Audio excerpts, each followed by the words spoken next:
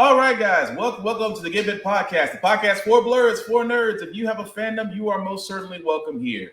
I host the most Will Buchanan, aka Black Spartan, of course, the man to my left, your right. As a guest, you want to introduce him, Joe? Newly minted droid owner Joe Tonello. Say hi, GGBG. And now we're demonetized immediately. Oh, and the trio of us make up the Get Bit Podcast. Much like the WWE of old, guys, we do try to watch our language, however words we fly, and of course we do show trailers and news of that information. So some things may be too intense for younger viewers, so viewer discretion is advised. Aside from that, welcome. So, how do we start? Because a lot of news. Well, we'll start the easiest way. We can start the easiest way. How are you doing? I'm running on caffeine and hope. That's all I got right.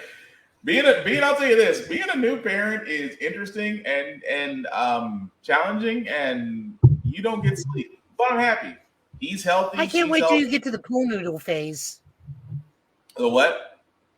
The pool noodle phase, where everything you can see the sharp is immediately covered with the pool noodle. Yeah, when Obi's mobile, yeah. I don't know what I'm gonna do about that one. I just figured I just duct tape him. But I just figured you strap some cannons onto him and let him go. I think I wouldn't be against it, but I'm pretty sure my fiance would have some grievances. She'd probably have some grievances about that. It's working very well with Gundam right now. Fair, but for those of you not aware of this, the new episode of Gundam dropped last week, and for you new people of the Gundam franchise, are horrified of beyond the humans' atrocities. For us, this was just Thursday. That's how you welcome Gundam I do a podcast. Yeah, still doing a podcast. Well. That's the beauty part about Gundam fans. When they realize they walked into something that they weren't really aware of, that's how you get immediately baptized. But welcome. But yeah, how do we start this? I just tell them, go read Blue Destiny. Go read Blue Destiny. I just tell them, go read Blue Destiny and you'll be fine. I'd rather if we really want to give them something truly, let's not do that.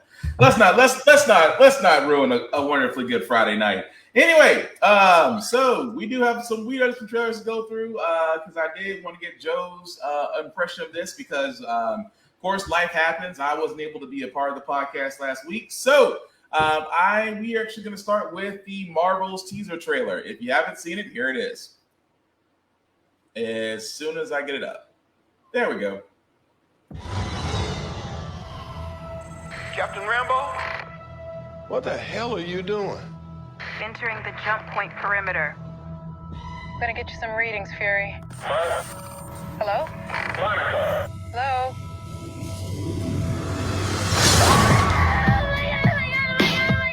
Captain Rambo?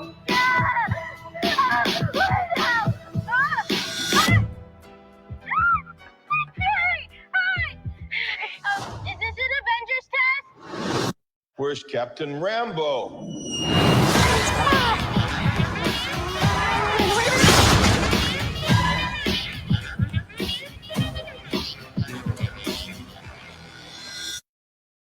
What the? Now, don't you tell me to smile. You stick around, I'll make you put your wallet. Hi. We're looking for Kamala Khan. Okay, so our powers are entangled. I can manipulate light energy. And I can totally show you. No, I'm not again. Hi. Where's our daughter? Wherever you were.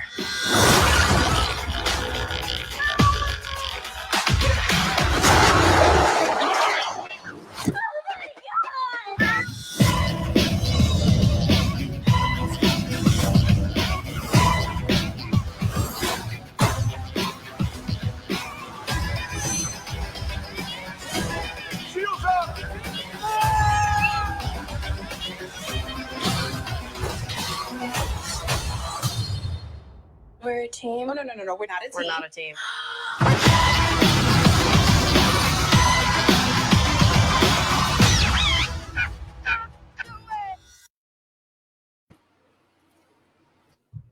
All right, and that was the Marvels. Now, as you can see, guys, it does come out November the 10th. We will be seeing Brie Larson back as Captain Marvel. Each person is back as, what they calling her, Photon or Spectre? I forgot. Spectrum, I believe. Okay. And, of course, we have Kamala Khan as Miss Marvel coming back. Again, Miss Marvel is a series on Disney+. If you haven't seen it, I highly recommend you do. It is very, very well done. But y'all can ask your impressions on it. Now that we're going to see all three Marvels on November 10th, is it really fitting into what we want the Marvels to be, or should we be concerned? Well, first off, we learned a dangerous lesson of asking men, what do we want? Uh-oh. Hang on, Joe. You went muted.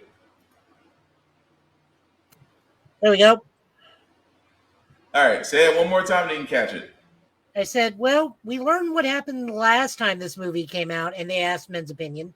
So to not get shot in the face by Brie Larson, I'm going to go with I dig it. Also, I love the fact that they use Intergalactic from Beastie Boys, and the first shot of Carol is accompanied with the lyric, "Don't you tell me to smile." That is true.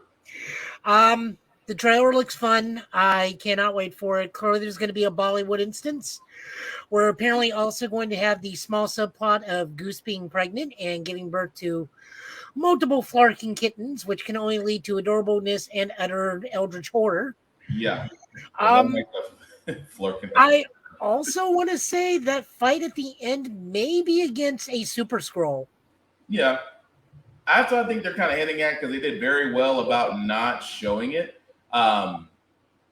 Not showing the actual face, because they only also the back of it. But yeah, I mean, and again, Kamala Khan's just adorable. I cannot get past her. She is an MCU fan that is living her dream right now, but completely freaking adorable in this movie. So we also confirmed for this movie that one of the main villains will be a new accuser. Yeah.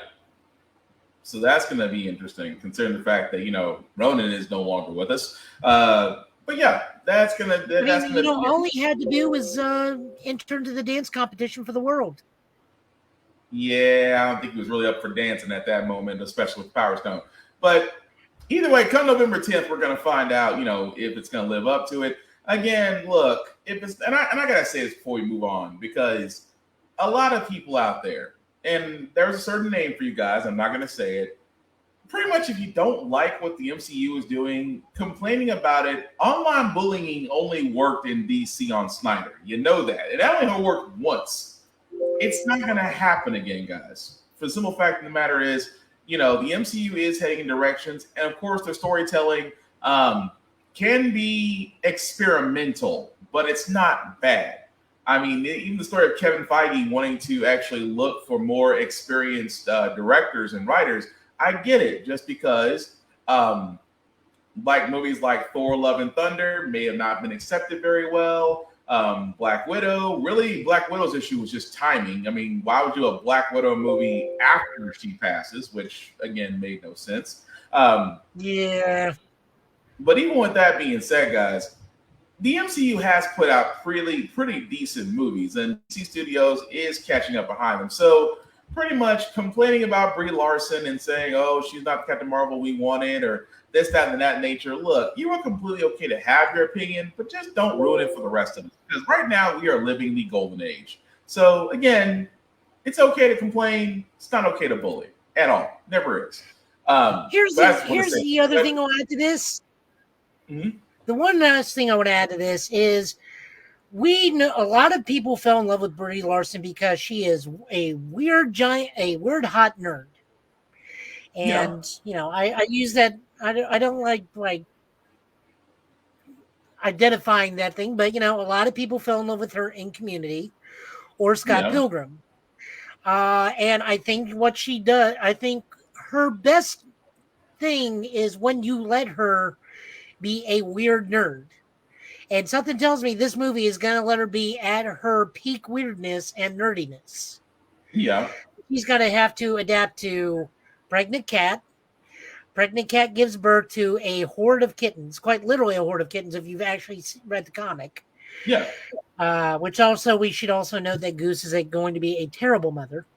And not only dealing with her niece, who's probably the same age as she is, so that's going to be something all on its own. She's going to have to deal with the ultimate fangirl with powers. But it's going to be like an episode adorable. of Freakazoid, but with powers. But it's going to be adorable, though, because she wants to be a part of everything so bad. But yeah, November 10th, it's going to be a good time. Really quickly, if you're like me and just found this out about 30 minutes ago before you started set up a podcast, yeah, I'm one of those people. Street Fighter 6 demo was out today on PlayStation. So if you have a PS4 or PS5, you can download it and actually play it. It's only 2 playable characters for right now, and they also do give you the My Conquest mode, so it's kind of like My Player except for Street Fighter. But it is available right now. Like I said before, I'm one of the ones that was, late to the party and just downloaded it. So I haven't had a chance to really have fun with it. But again, with Street Fighter 6 coming out June the 6th, which was not too far off. We hope everything goes well with Capcom. There are no pushbacks or slowdowns. But again, if you want to give it a shot, it's available on PlayStation. It's available on PlayStation Store right now. Will be released on all other platforms. I believe next week or so. I think for Xbox, I've done it. PC. What you say, Joe? Oh, I've got it. I'm playing it. Cool. So you'll unlike the majority of humanity, I have not made a monstrosity that is a abhorrent front to nature as a character. I'm afraid that is. No, I've actually made a standard-looking human being. You remember the last time they let people make their own characters? Yeah. It's kind of hard not to relive those nightmares, but yeah. Yep. So very fun. The tutorial gives you a rundown. My only gripe is for this demo, if you're not doing story mode, because this demo is really for story mode because you get to play all of Chapter 1 of the story mode. Yeah. Is you only get Luke and Ryu. Yeah. I don't want to learn Luke and Ryu. I want to learn Menon, and I don't want to wait for another month, 2 months. Well, I think it's a smart idea because number one, you get to test how the system is going to run, and number two, you get to work out some mechanics. So I get the fact of why they did it. It's a great idea to go ahead and get some test runs out there. But yeah, Ryu or Luke, I'm okay with that right now because again, I do want to play with DJ. I used to love DJ on Street Fighter, and I would love to get back to playing him as one of my mains. But again, if you do have a PlayStation, you can go on the PlayStation Network right now and download the demo for free. For Xbox and PC will be next week. Moving along in the trailers, guys, because Joe had brought this one to my attention, and if this was not on my bingo card of 2023, a lot of things were on my bingo card of 2023, but a Muppets Mayhem movie was definitely not it. Yes, there is. So I'm sorry, a series. A series of Muppet Mayhem. I apologize, I said movie. A series called The Muppet Mayhem. Again, if you don't know who they are, number one, I'm going to assume that I'm going to assume you were probably born after 2005, or you just never got to see the wonder that you're about to watch right now, which is the Muppets Mayhem trailer.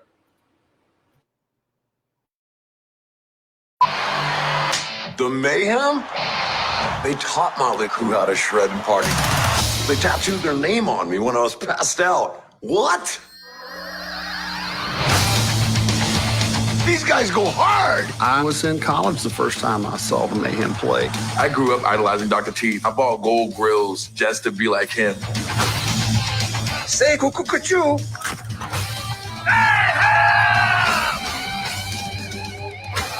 Well, we got a little sidetracked by the 80s. For sure. 2, 3, 4. I'm Nora Singh from Waxtown Records. I would love to help you make an album. Well, all right. Nora? What's happening? I think Animal digs you. I dig the animal as well. I've been waiting my entire life for an Electric Mayhem album. Finally, somebody is making it happen. Okay, it begins. Daba, yeah. Yeah, good, Animal. Let's say we bring the old school and you bring the new. How about a hot music collab, huh? I think Animal's all ready to lay down our drum track. That was perfect. What? What? I don't think the band is digging any of this. It is so hot, I'm gonna pass out. You feeling this? Yeah. We did it! See? Happy. They're always happy. Watch. Hey guys, look. I got a fork. You did it! You showed us there's a whole world beyond the mayhem. It's trending. You did this. With one tweet, you started beef with all of music. And our vengeance shall be swift. I like this show. Lots of drama.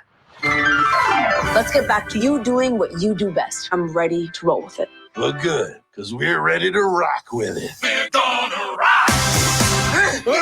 Welcome to the mayhem. We're more than just a band, we're a family. All right. Electric mayhem. Is that a vacuum? Thank you. Doesn't get any weirder than that, am I right? You know it. See this camera? Okay, do not look into this camera. Action.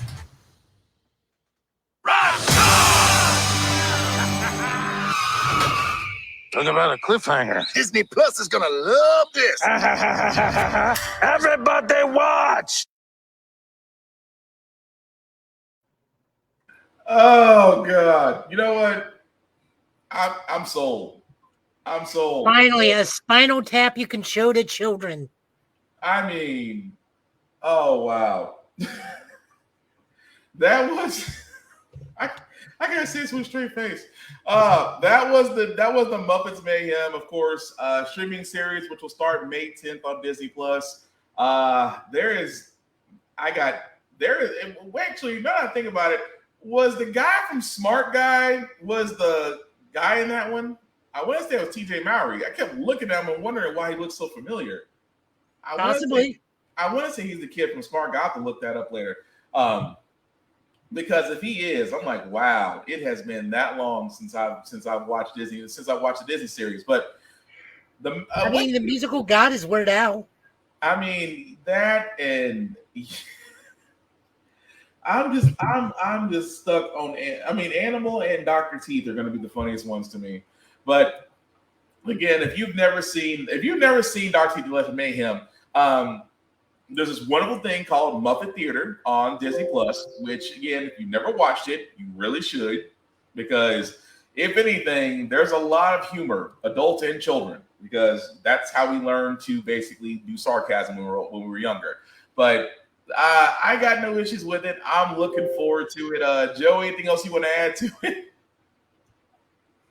I too was sidetracked by the 80s. I gotta admit, it's like never did an album. Wow, never did an album. But anyway, that's the Muppets Mayhem. That'll be out May 10th. Other news before we get to other trailers, guys. We had to go to DC for a little bit. Specifically, Creature Commandos, which is one of James Gunn's pet projects. We found out that there is casting for it. Frank Grillo will actually be playing Rick Flag Sr. Again, that's the father of Rick Flag, who did lead the original Suicide Squad. Excuse me if I mispronounce this. Maria Bakalova will be playing as Princess Ilana Rostovic. Idra Barma will be playing as the bride. Zoe Cow as Nina Morosky. Alan Tudyk as Dr. Phosphorus. And of course, David Harbour will be starring as Eric Frankenstein. Sean Gunn will be G.I. Robot.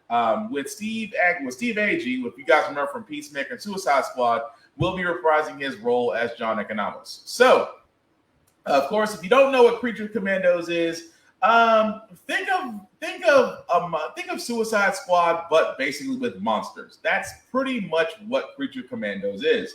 I still think it was one of DC's little hidden gems. And the one thing I have seen James Gunn do is take little gems that we don't know about and actually make them interesting, wonderful, lovable, memorable, money-making characters. Because you've seen what he did with Guardians of the Galaxy for Disney. I can only imagine what he's going to do for Creature Commandos for DC.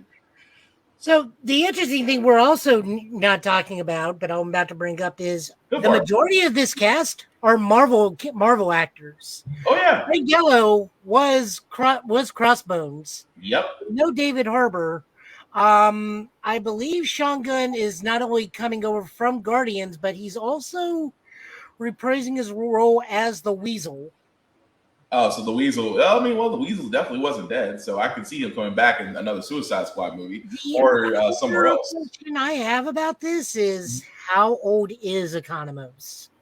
I mean, we know he's old enough to dye his beard, but this is Sergeant Rock, a take on Sergeant Rock and his Howling Commandos. Right. This is just Rick Flag and the Creature Commandos, which is its own separate entity, but still a World War II style book to counter Nick Fury and his commandos. True.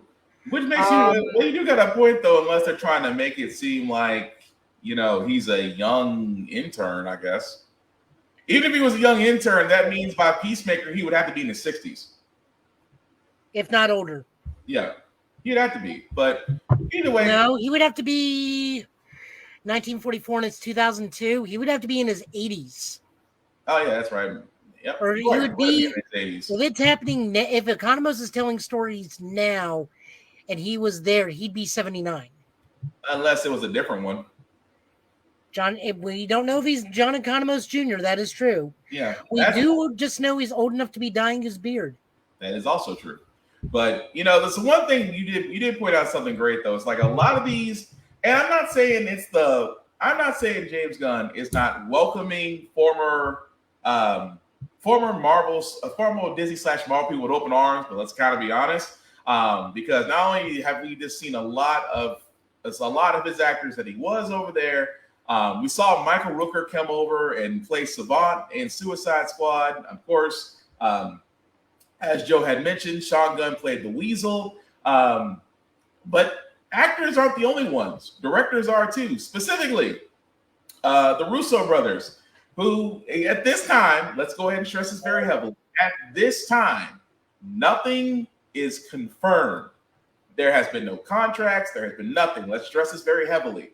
But a question was posed to the Russo brothers that if James Gunn did offer them a movie to direct in his DCU, they of course said we would do it. Absolutely. They did. They also got asked if it was up to them, which movie would they choose? They came back and said they would want to do Batman the Brave and the Bold. Now, I'm not against it.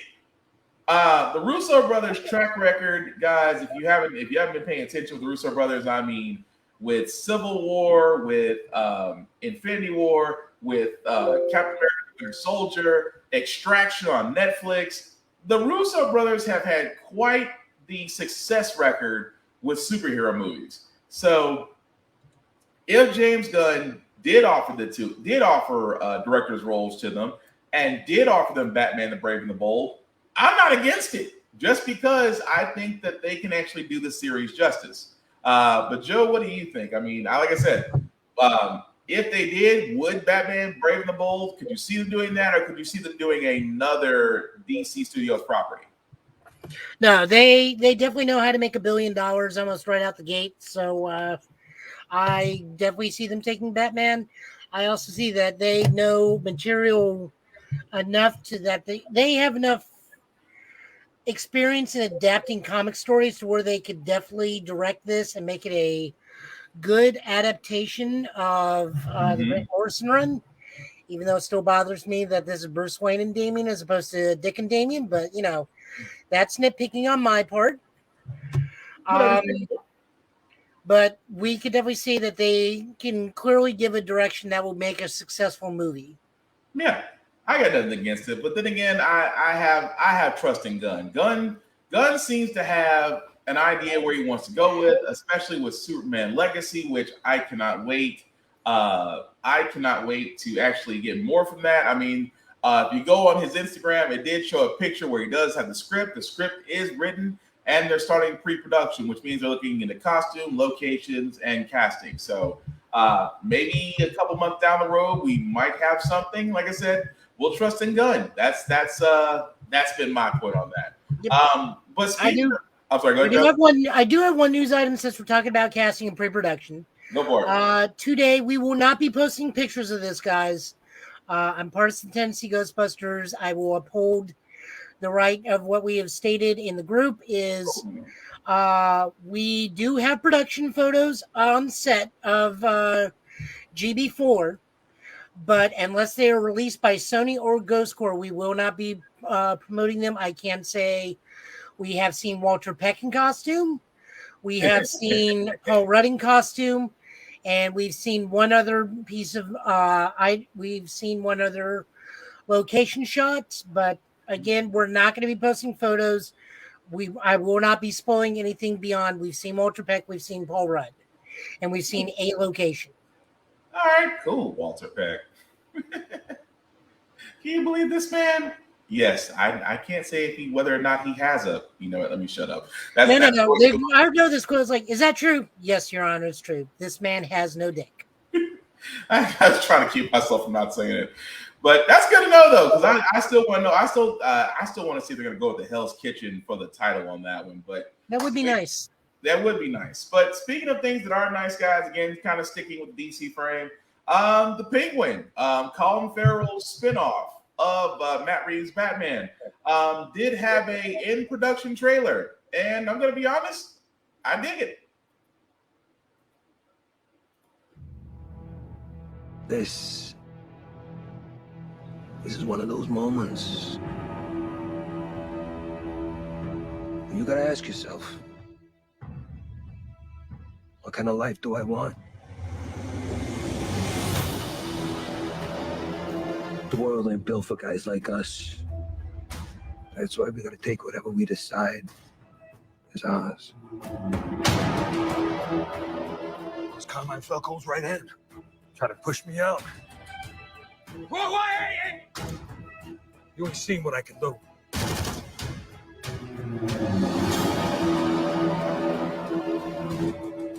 If you step out of line, even once, I'll gut you like a goddamn fish. Can you imagine? The people saying my name in the streets after you're gone. Have it mean something.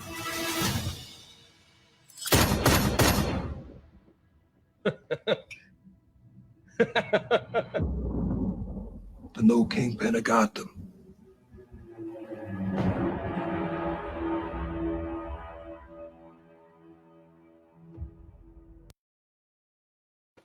And that, guys, is a pre-production trailer of The Penguin. And, of course, it is going to be streaming on Max because Max is the Max is the new name for HBO and Discovery merging all into one area. And so they decided to call it Max. Aside from that, aside from the weird changing of the name, the Penguin looks great. Colin Farrell looks like it's gonna be like a great story. To me, it's gonna do what Gotham intentionally was supposed to do, was basically give a world that Batman is there, but it's focused on the villain. And I like the fact that they're going with it. It's still gritty, it's still dark. They're still going over the Maroni and Falcone crime families. So I'm looking forward to this in 2024. I got no complaints. But Joe, any thoughts on that? I mean, I dig it. It's like not something I was really clamoring for, but I will find a way to watch it. Is he dating Fish Mooney? It looks like it. Okay, I'm down. I mean, that's a little bit on the nose to me, but you know. I mean, the way it looks, that's why I was like, it really does look like they're an item in that, honestly. But either way, I guess we'll find out come next year. Because I'm pretty sure we're gonna get news about the Batman sequel. Of course, names have been thrown around which could possibly be in it. One was Clayface, and as much as I love Rogues from the animated series, that's gonna be a challenge if you're gonna use Clayface. That's all I'm saying.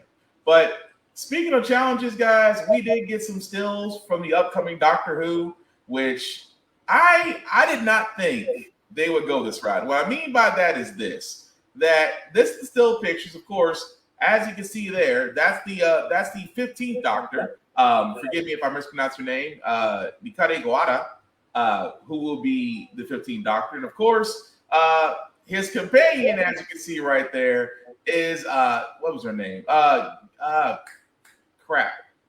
Millie Gibson. There we go. Thank you, Millie Gibson. I had to think about it for a second, but that's actually one of the shots that we're doing. Because as you can see, Doctor Who is clean. I'm not mad about that look at all.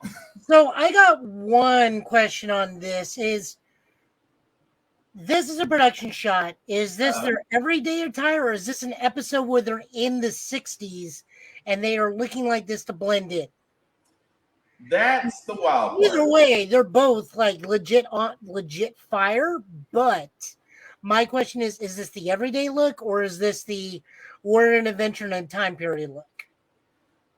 You know, when I was reading the article, it read like it was a period piece, but I'm gonna be honest. If it is a period piece, I'm not mad about that. But if this is the way he's dressing, again, I'm all for it. Because it's a clean look. It's a clean look to have an Afro doctor. That's just me. Clean look with an Afro doctor who stole David Tennant's penchant for pinstripe suits. Yeah, but again, I'm not mad about it. But no, I'm not either. But yeah, it's just it looks like it's more of a period piece. I could be wrong about that. But I guess as we get closer, because David Tennant's second go around as the Doctor is wrapping up, so of course we will get the introduction of the 15th Doctor from there. But before we get into this next trailer, because I usually we save this for Joe's comic book pools, but we got to talk about this because before I go into the next trailer, the Hellfire Gala. Nobody will never not look pretty in that book. Let me just hold up. Let's just start right there. Let's start with this. The Hellfire Gala. Which this year is an actual real thing you can attend. Yeah. It is an actual real life event. You are 100% right.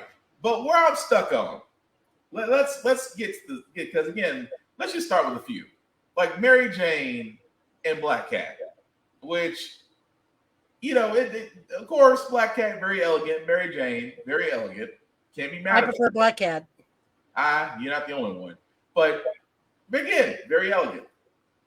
And then we move on to Patsy Walker, Hellcat. Hellcat, which again, different, but stands out. I like it. Yeah. And we get Vision or Vishon, or depending on how you relate to him, who decided that today the Hellfire Gala variant is going to be all about nature and abs. And again, I'm not mad about that. Well, I mean, he took out the 4-pack and just installed a 12-pack. Pretty much. But I'm not mad about that. Not at all. Of course, T'Challa as Black Panther, which, again, clean. Cannot be mad about that. From head to toe clean. And, of course, Captain Marvel, which... Love Carol. I almost swore it's Freddie Mercury. Someone is a Freddie Mercury fan of Queen. Because I looked at that, I'm like, that's the same jacket, just Captain Marvel styling. Either way, I'm good with it. That works. And then you have Deadpool. No, that's not Deadpool. That's actually Fantomix. Oh, I'm wrong. He's just rocking the cover on the Deadpool cover. Thank you. My apologies. But still, clean. Can't be mad about that. Of course, that... I clean up very well. You've been hitting the gym a lot harder than me, sir. That's of course Nova. Nova looked half Spartan right there. You know what the secret is you don't eat in space for a long time. You can get thin real quick. True, but I just want the helmet. Of course, I think that's let's see. That's Roger. Johnny. That's Johnny. Okay, I was gonna say I know it's not Roger. So here's the one thing I love about this is this makes me think Johnny Bravo, not Johnny Blaze. Because of the pompadour and sunglasses. I will never unsee that. I will never unsee that. God. Okay. And then, the 5. Yep. Which kind of gives me Game of Thrones vibes, but I'm okay with that. And of course, Miles Morales, who I'm not gonna lie. That is clean. The fact. So Go ahead. Miles was invited this year. Peter was not because of the transgressions that Peter is going through, which no one likes, and his note should stop reading immediately so we can get a new writing team. But Miles looks fantastic. Oh yeah, looks clean. And of course, Moon Knight, which is exactly as he retains it, as he's supposed to be. So clearly, this is Steven's doing, not Mark's, not Jake. This is Steven's doing. Yeah, fair. And Firestar, which I think it is Firestar. Okay, because I almost said Phoenix for a second, but Firestar. I thought it was Maddie at first, and then I realized no, that's Firestar. Yeah. And of course, we have Jean Grey herself. Which this is honestly kind of meh to me. I think it's the headpiece. Yeah, I guess they were going for more Paris than London. I guess, but it's not bad. Thor been lifted. Thor has been lifted. Let's just be honest. Thor hasn't been lifted. Thor's just all Father Thor again. He just came out and just said, "I only need one sash across the chest, and I have my walking stick. Who gonna say something?" He's got the runes, he's got the robe, he's got the cane. Just throw on in. Pretty much. And of course, Dylan. Name already. Thank you. With Venom, which I thought was interesting how they actually came up with that suit. With the whole teeth. I mean, the whole teeth around the neck with the exposed jaws. I mean, that works. I can't be mad about that. And of course, new Wolverine. This is old Laura, who now goes by Talon. Yeah. Which again, not mad about it. Very, very goth chic. Still weird about the whole psionic. See, I think she may have asked Betsy for those. More than likely. But I'm not against it. Oh, no, I know what it is. What's that? It's her boyfriend, Empath. He's giving her the psychic shades. Gotcha.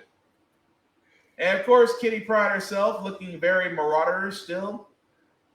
I wish that book was better. I mean, it's not. I mean, she's got the Marauders look, but cool. Dang it. Sync. Was it Sync? No, it's Sync. Okay. It's Talon's boyfriend. Yeah, I was gonna say that's Sync. Sync with the I'm like, this man has gold everywhere, but it's a good look. I'm not mad about that, although I wish he put on a shirt. Not to say I'm jealous that he got abs. But moving on.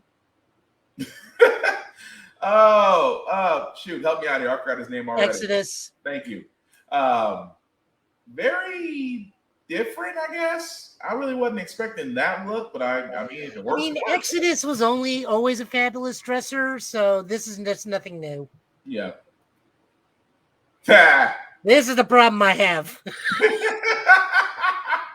Oh, how do we explain the Kingpin? He's gone full Caligula. I mean, with the leaves behind the ears, the rings on. I'm like, all he's missing is Caesar at this point. Wow. Although because of his marriage to Typhoid Mary, he was allowed to be on Krakoa. So, wow. And of course, the Scarlet Witch herself. Which I do love the artwork for that. The whole use of the watercolors and everything else. That's cool. Iceman. Clean. His name is Iceman for multiple reasons. Man, I can't be mad about that. Hallows Eve. So the hilarious thing is her book is actually really decent. I was going to ask you about that when you had a chance. No, her book is actually really good because she uses the masks, but she also understands the consequences of the masks that she's wearing. So, like, she even says, like, I can't wear the Dracula mask. There are things I will do on that mask that are terrible. And then the whole thing right now is that she's used the werewolf mask, bit somebody, and they became a werewolf. Wow. That's saying a lot. Emma Frost. Let's be honest, Emma Frost. She's always going to be stylish somewhere. I mean, the woman is clearly right now sacrificing her feet for the sole sake of fashion, which is just Emma herself. Pretty much. Of course. And Charles just disappoints. Charles with the cape. I can't really see Charles with the cape, but I guess it works. And I guess a Shi'ar breastplate. I don't know. Like, this is probably the worst design, I think, out of all of them to me. Just, it's different. And of course, Bishop. So again, I'm not mad about that. Kind of going back from his war college kind of fit, but I'm not against it. Oh, sure. I forgot to put war college on there. But yeah, I mean, so far from the look of the Hellfire Gala, it never disappoints as far as what they come up with for characters. And again, as Joe said, this year is different. You actually can attend it if you're able to. I can only imagine the fits there are going to be way better in person. But that's just me. But also another trailer I was going to get to, because like I said, we do have a kind of number of trailers to get into tonight. Joe brought this up to me, and again, this is another one from my childhood. I didn't think Tiny Toons could make a comeback. I really did not. And yet, they're about to release Tiny Toons University. So, I haven't seen this trailer yet, so this is going to be my first time watching it, so here it goes. Come earn your Toon degree at Acme University. Acme Lu is responsible for shaping the greatest Toons since 1933. You're welcome. We've got everything to aid in your education. Large dormitory halls, a great campus meal plan, a state-of-the-art Toonie ball field, and a library probably. Major in topics that really matter, while studying under our esteemed faculty and alumni. Here at Acme Lu, we take our Toon studies very seriously. We've won every major academic award for tomfoolery. Enroll at Acme University today and fulfill your potential. Get it? Huh?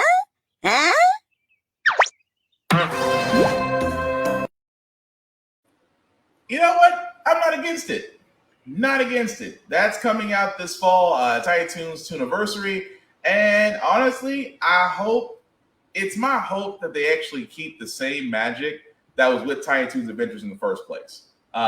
Just because we got our favorites, but I'm curious to see how they handle it during the college years. But anything you got to add to that, Joe? I mean, I'm a little confused that they're playing up the fact that they're in Acme Lu, because that was the main setting from the last show. So I don't really understand what's changed between now and then in terms of setting, because, like I said, their school was Acme University. So that was already technically a college setting. Now they're just playing it up. It's even more of a college setting. Seems like it. It'll be interesting to see, though. The one thing I did notice, we saw no Montana Max in this. Yeah, that is also true. Not to say actually, I haven't done that many. Or Elmira. Huh? Or Elmira. That's also true. I don't know, because maybe it's one of those things that will show, because of the trailer, we may have not seen it, but I'll be curious to see if they do, or if they even address it, or they'll sit there and say they went to a different college. I'm really curious to see what they'll do. But anyway, that's going to be coming up this fall. Hopefully we'll get dates as they come along. But speaking of other news, very quickly, especially sticking to Disney Plus, if you're Spider-Man fans, you're actually going to be very pleasantly surprised. As of today, Spider-Man, the original Sam Raimi run, Spider-Man 1 through 3, is available now on Disney Plus. The Amazing Spider-Man, which also starred Andrew Garfield, will also be available on Disney Plus as of today. And come May 12th, Spider-Man Homecoming will also be available on Disney Plus for all your Spider-Man needs. Again, Spider-Man, despite if you like Tobey Maguire, if you like Tom Holland, if you like Andrew Garfield, you really didn't go wrong with either Spider-Man. All three guys played the role admirably. So, there's that. But again, to actually have it all in one spot, because it just tells me that Sony and Disney may have finally struck a deal to where, I guess, let's be honest, money's always involved. So I guess once the right number came along, we get to actually stream Spider-Man all over again.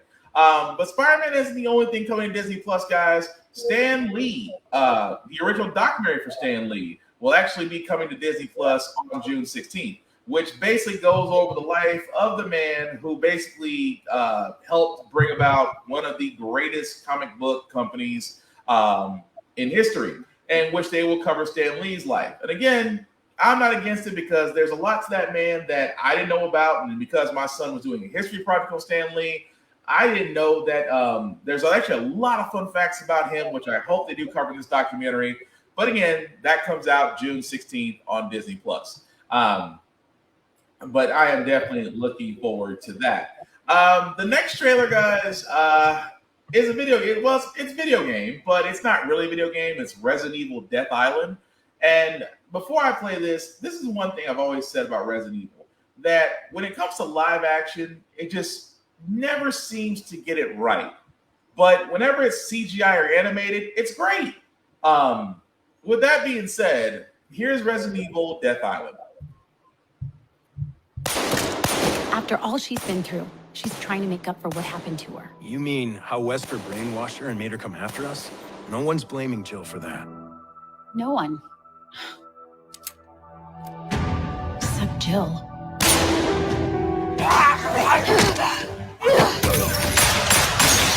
Dr. Taylor? Yes, we need him in custody ASAP. I checked the DNA we got from a bite wound on an orca carcass. It had a strain of T virus in it. You're kidding. I found the connection between the folks that were infected. They all visited Alcatraz recently. Well, Dr. Taylor, it's time we debuted our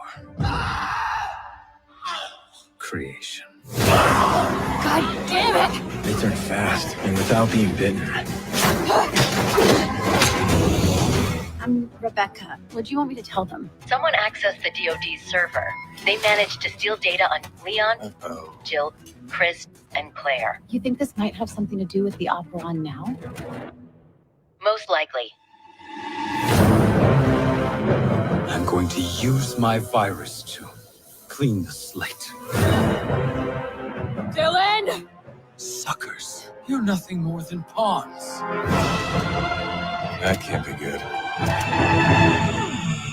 Yeah.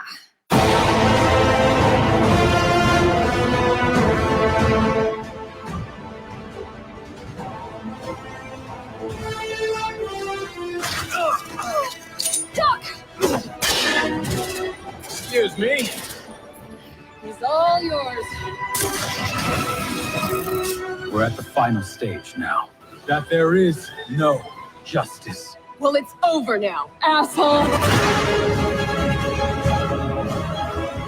Time to light you up! Let's do it, all of us.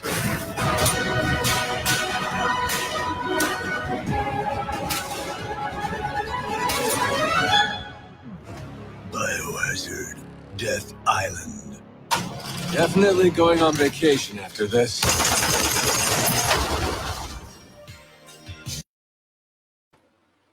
Okay, so that was Resident Evil Death Island. As you can see, looks like it does have a July 7th date. And I said this before, the one thing I don't get about Resident Evil, you think by now, why does everybody still have sidearms? If you're facing undead, don't you think you need a little bit more in the weaponry department? I'm just pointing that out because every time we see Resident Evil, it's always sidearms. You might see a grenade or a rocket launcher, but it's always sidearms. I can answer that. Go for it. Barry took them all when he went for Resident Evil Extraction. Wouldn't be surprising, but no, I mean, it's going to be interesting just because they're kind of doing like a wide team up. But like I said, we're going to come find it out come July the 7th. I do know that Rebecca is played by Erin Cargill. Cargill. For those of you that are familiar with Power Rangers, she is the first female leader of the Power Rangers. I am so glad.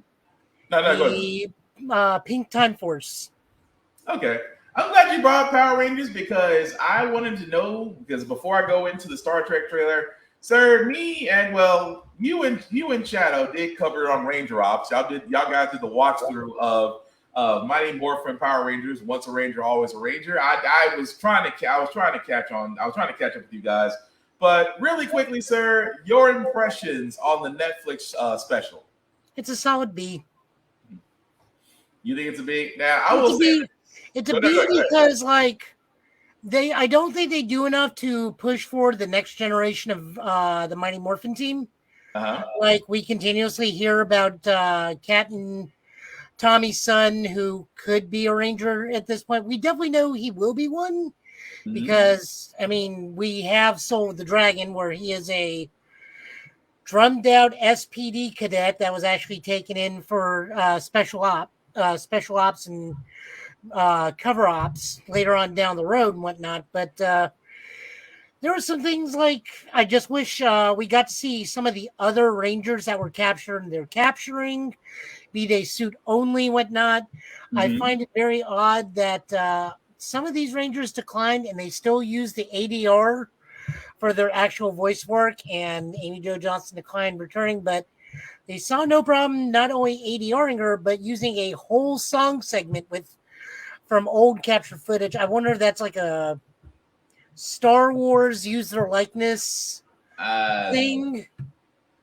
Well, I mean, I see your point because I watched it and I was like, you know what? It did bring back all the feels from the original Mighty Morphin Power Rangers. I like the fact that Billy really got some shine.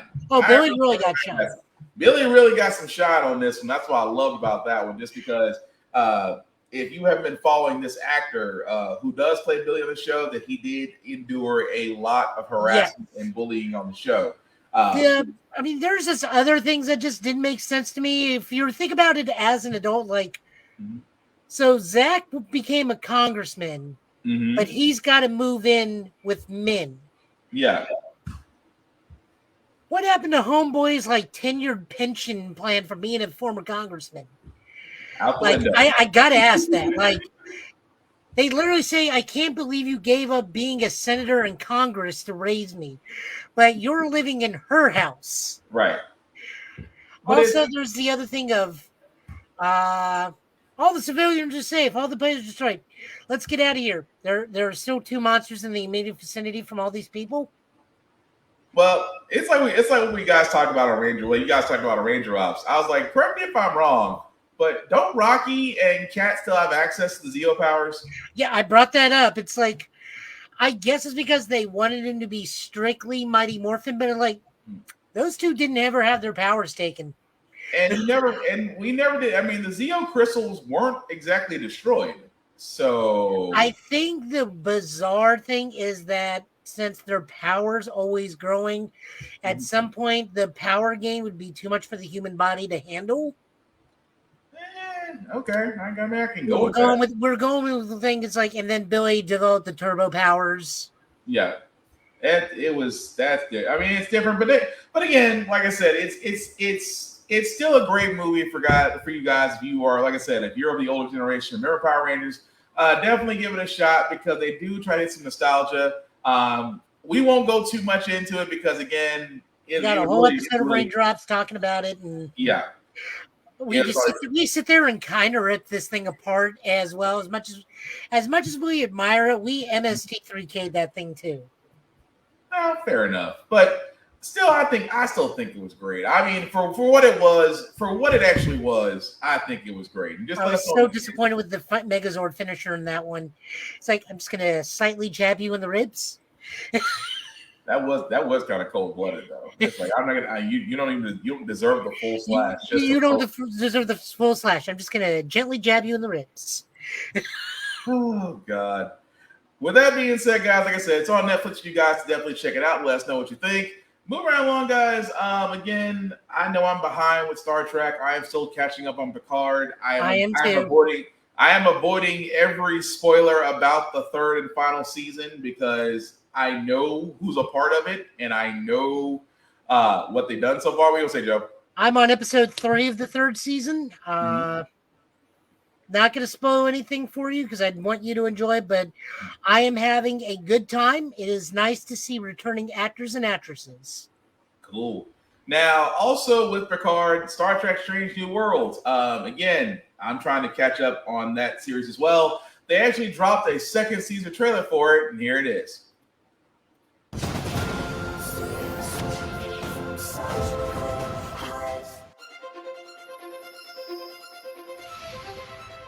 In the mystery and vastness of space, we come together.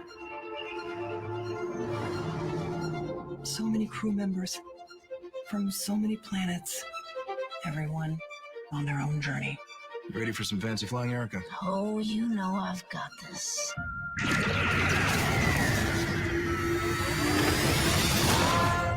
I'm thinking it's a sign that the freckles in our eyes are mirror images. Meet James Kirk. You have an energy. What? It's making me sweat. I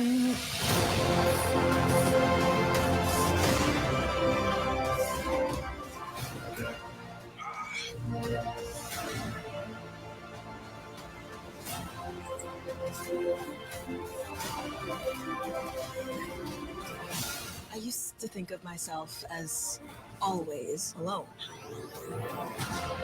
Not on this ship. Three great wonders and great danger. The next great age of exploration starts with us. You gonna say your thing? Everyone in the chair has their thing. I would like the ship to go. Now.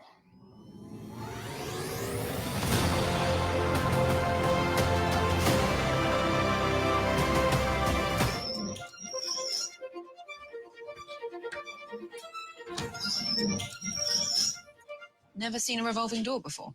I'm from space. And that was the trailer for season 2 of Star Trek Strange New Worlds. As you can see, guys, we are going to get introduced to Captain Kirk, not as a captain yet, but we will get introduced to Kirk sometime during the second season, which does start streaming on Paramount Plus June the 15th. I have got to finish the first season. So there's one particular thing they are not showing. What's that? I think for them, there's going to be a series crossover in season 2, where Mariner and Boimler are going to cross into the real world on Strange New Worlds. Spock, Ansem, and Una are going to cross over into the animated world of Lower Decks. That's going to be cool. Also, I noticed one other thing in this trailer. Remember our last season we had an Aliens episode? Yeah. Yeah, if you pay close enough to this trailer, there's an Alien 3 reference. I got 2 spots, but I'm trying to think. It's where the alien gets right next to his face. Yeah. Got his head turned. Yeah. Okay, Yeah, there's the Alien 3. So we may get an Alien 3 episode, which means they're gonna go to a prison of all people. Yep, that's gonna be interesting. But that's not the only Star Trek news we do, guys, because Michelle Yeoh is just on a run. Oh yeah. She is on a major run, especially if you haven't seen the School for Good and Evil on Netflix. Of course, her Everything, Everywhere, All at Once, and the accolades she's gotten from that. She also Disney Plus series Growing Up Chinese or something. Yeah, Growing Up Chinese, that's going to come out on Disney Plus. Michelle Yeoh is a very busy woman, even more so on Star Trek, because if you've been following Discovery, she is basically the machine behind Section 31. It was just announced a couple of days ago that there will be a Star Trek Section 31 movie starring the award-winning actress herself. And I'm cool with this because if you've seen Star Trek Discovery, the fact that her character Giorgio is going to get their own movie on this, I'm not complaining. I am all for this. Now, of course, we don't have any information on this yet. This was just announced, so as far as dates and when it's going to come out on Paramount Plus, it's still up in the air. But I am all for this. So I'm wondering if this is going to team her up against an older Bashir or against an older Bashir. I'm gonna go with the latter. The latter is what I'm going with. But I love the fact that right now she is really having, along with her, Brendan Fraser, Kiwai Kwan, and a handful of others that are just getting they're getting the sauce right now, and I am not against it. What were you gonna say, Joe? Yawning. Oh, sorry. But yeah, not against it. Now, things I am against, however, because I'm not sure. Okay.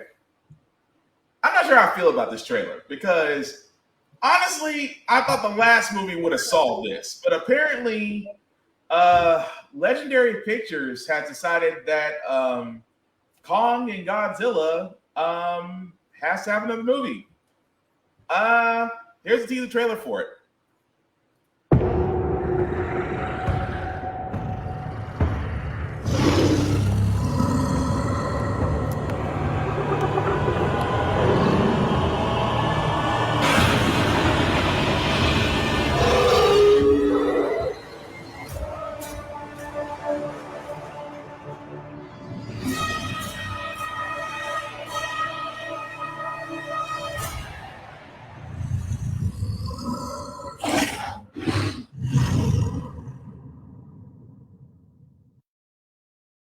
Okay, I have a whole bunch of questions. Now, I know that was a teaser trailer, which, as you can see, comes out in 2024. Now, we do see what looks to be the throne room from the previous movie, where Godzilla was followed.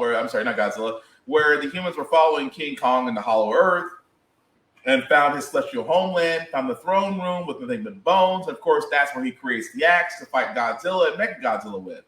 Now, in this trailer, it looks like we're back there concerning the fact of the bones and the throne, and we see, I can't call that Godzilla. What did you call that in the group chat, Joe? Because I can't call him Godzilla.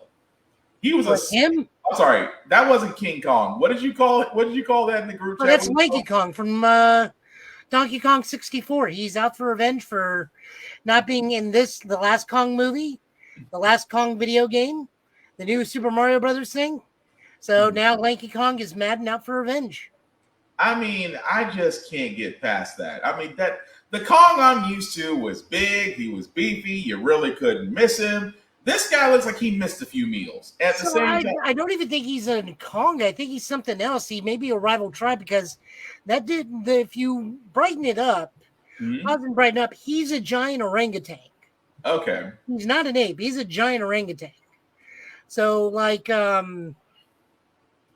I said, he could be a rival ape giant ape tribe in Hollow Earth. That's quite possible. Honestly, I'm a little bummed because there's only one other king in the monster world, other than King Ghidorah. So there's like Godzilla, King Kong, King Ghidorah.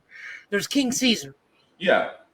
So I was kind of bummed that this wasn't like the giant Chinese dog god monster from that had a really, I'll just say it, a really groovy song to wake him up. Look, dude, it was the 70s. It's not my fault. That's all they had. Go ahead. That's all they had. That's all they had. That's all they had. Go with that. So I was kind of bummed we aren't getting like a King Caesar because that would have been really cool. But, original monster, we have the Mudos, which are also original monsters. So having original creatures is not unheard of. We've already seen other original monsters.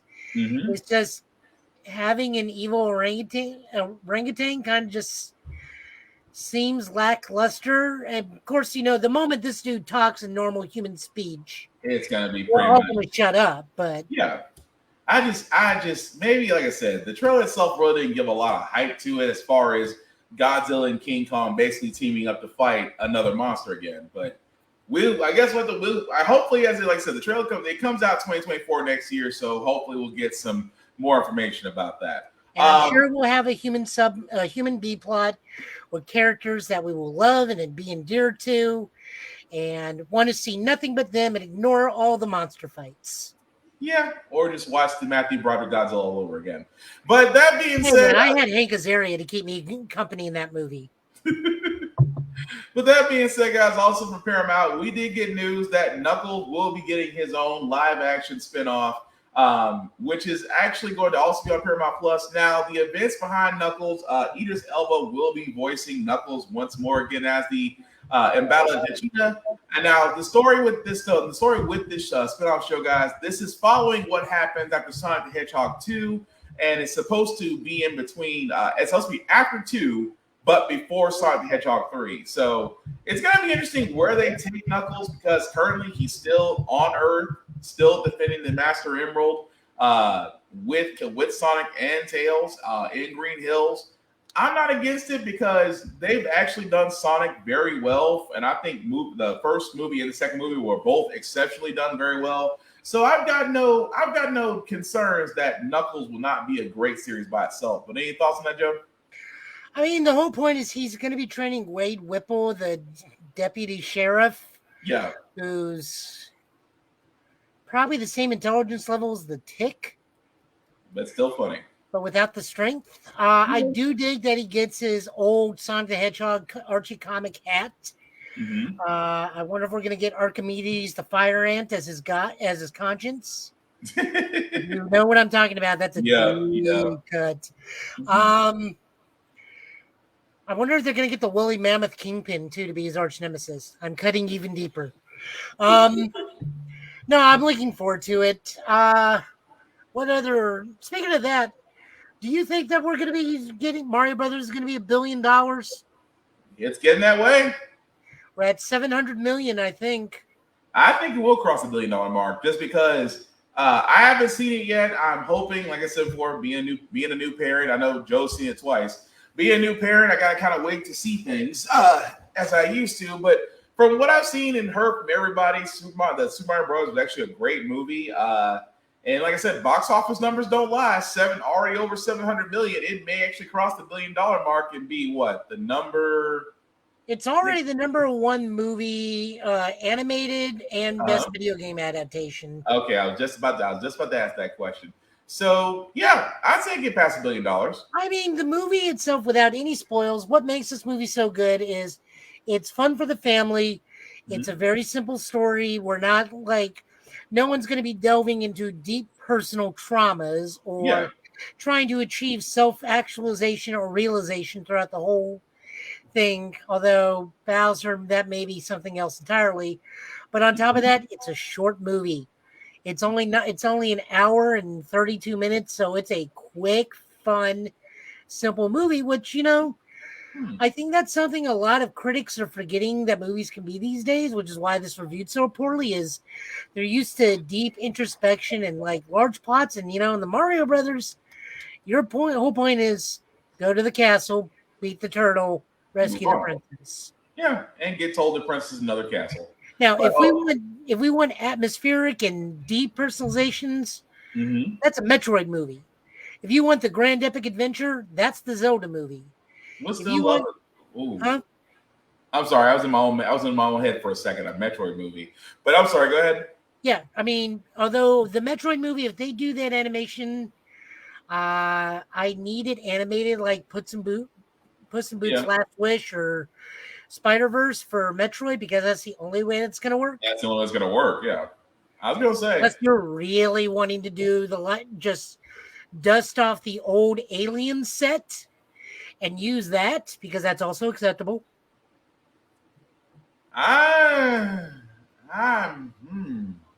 Set-wise, yes, but you just toss in some alien pirates, and But then you gotta think the suit, and then how the weapons, it may work. I could be overthinking it. It could work.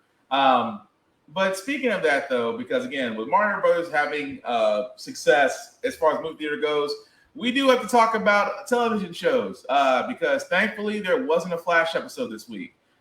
Superman Lois did not have an episode this week as well, although the Inner Gang storyline is picking up, especially the fact that it looks like they're going to bring back Bizarro Superman, which looks like it.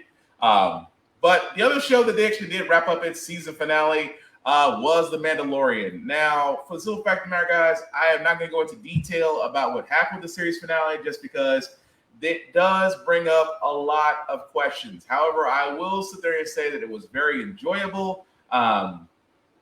I like the fact of how they're kind of teasing what happens next with Mando's story and Grogu's story. But overall, no complaints. I highly recommend to watch it. Maybe once a week goes by, we'll probably bring this back up again and really give our thoughts about what happens next season. Or if we were going to see a Boba Fett, also known as Mandolorian Season 2. But for right now, I'm just going to give my opinion and say the season finale was great. No complaints. Highly recommend you should watch it if you haven't already. Joe, any thoughts? Lots of baby Grogu mashing that yes button. Yes. He stayed with mashing the yes button. But overall, no complaints. Titans had an interesting episode. Go for it. I kind of was not, I'll be honest, I was kind of using Titan as background thing. And then something weird happened to Beast Boy where he was going through the multiverse. And started seeing things from The Flash. Stargirl made a quick appearance. Superman, Batman. Like, it was really weird. Like,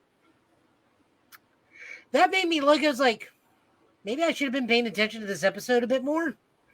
No, don't feel bad. I still got to catch up on Titans. I am way behind on Titans, so I'm hoping to catch up with that very soon.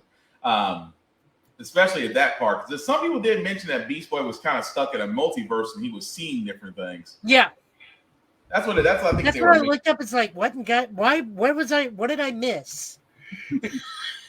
But no, I'll catch up with that as well. So the last couple of trailers we got guys, before we get to our comic book pulls.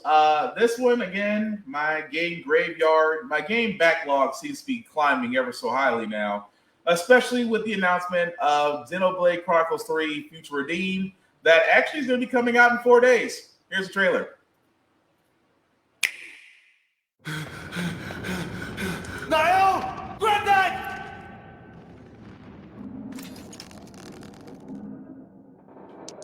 Matthew, Granddad! take care of Niall. The future. Granddad! It's in your hands, Matthew.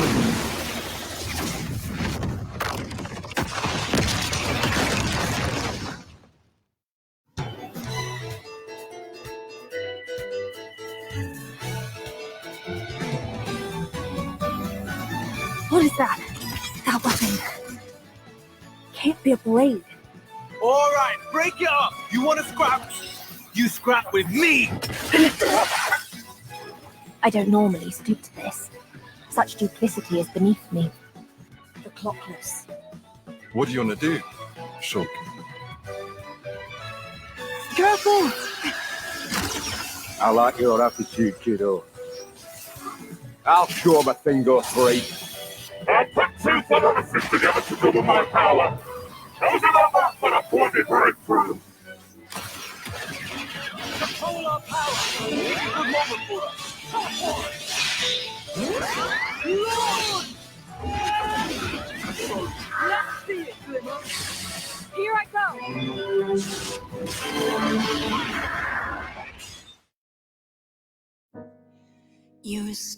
With or without Mobius, nothing will change. Niall? In the end, people always kill people. I heard about that from Melia. A gift from Alvis, she called it. This it? Yes. The Liberator's base of operations. Is this how badly you wish to erase us? My God.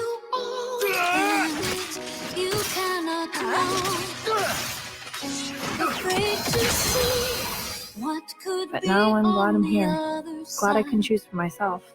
Honestly, just knowing who I'm meant to be fighting, that's the biggest thing of all. Even having built the perfect world for themselves, humans yet desired the beyond. Matthew. Always in fantasy land.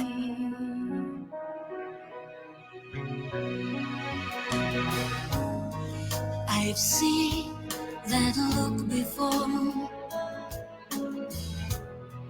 The stare of your fear. And this is why I have a backlog. Now, as you can see, guys, that is Xenoblade Chronicles 3 Future Redeemed. That'll be coming out in 4 days, actually, for the Nintendo Switch. And I am going to have a backlog and a half of games I'm trying to catch up on. But, Joe, what do you think about it? Oh. Hang on, Joe. Try talking again. I can't hear you.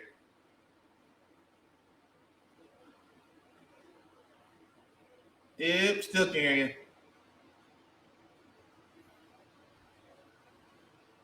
Uh-oh. Try now. Nothing.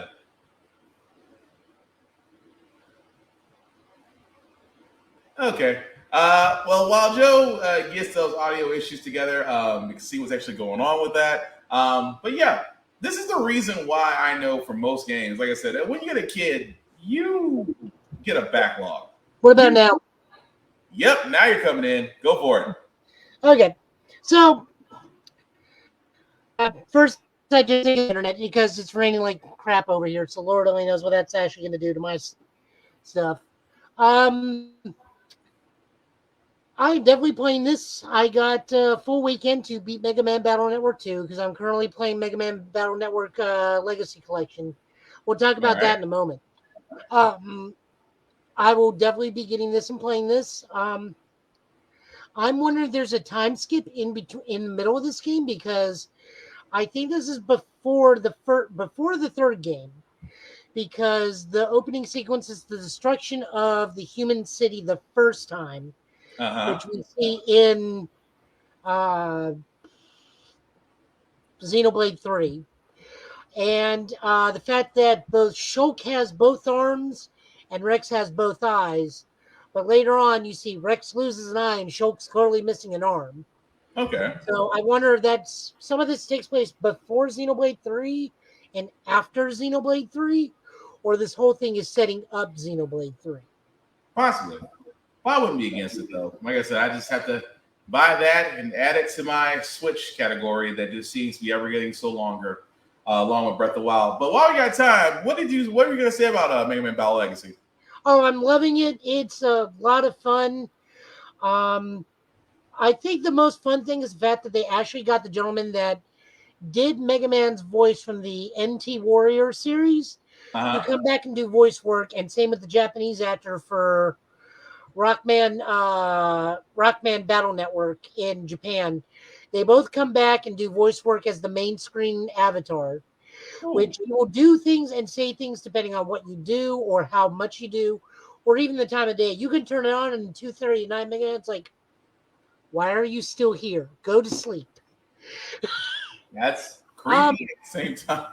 Also in Japan, this is the top-selling game on the Switch this week. I believe it shipped 52,000 copies on the Switch and a little over 1,000 copies on the PlayStation 4, which, you know, if you're playing Mega Man Battle Network, you get it on the Switch so you can take it places. Yeah. But this is a fantastic turnout. This is sold the best out of all the Legacy collections. So hopefully that means Capcom, because if for those unaware, a Legacy collection is how Capcom tosses out a net and see what their engagement is with this certain license. Pretty much. Which is why we're never seeing a Darkstalkers game ever again. That thing sold like crap. You had to bring that up. Well, I mean, it's just true. Like, I have to use a fair comparison, and Darkstalkers is the most apt comparison. That's Ono's fault for saying Darkstalkers is not dead at an event and not getting permission. Fair. So, I mean, the Capcom fighting game collection, I think, did a little bit better and raised Darkstalkers' profile a little bit.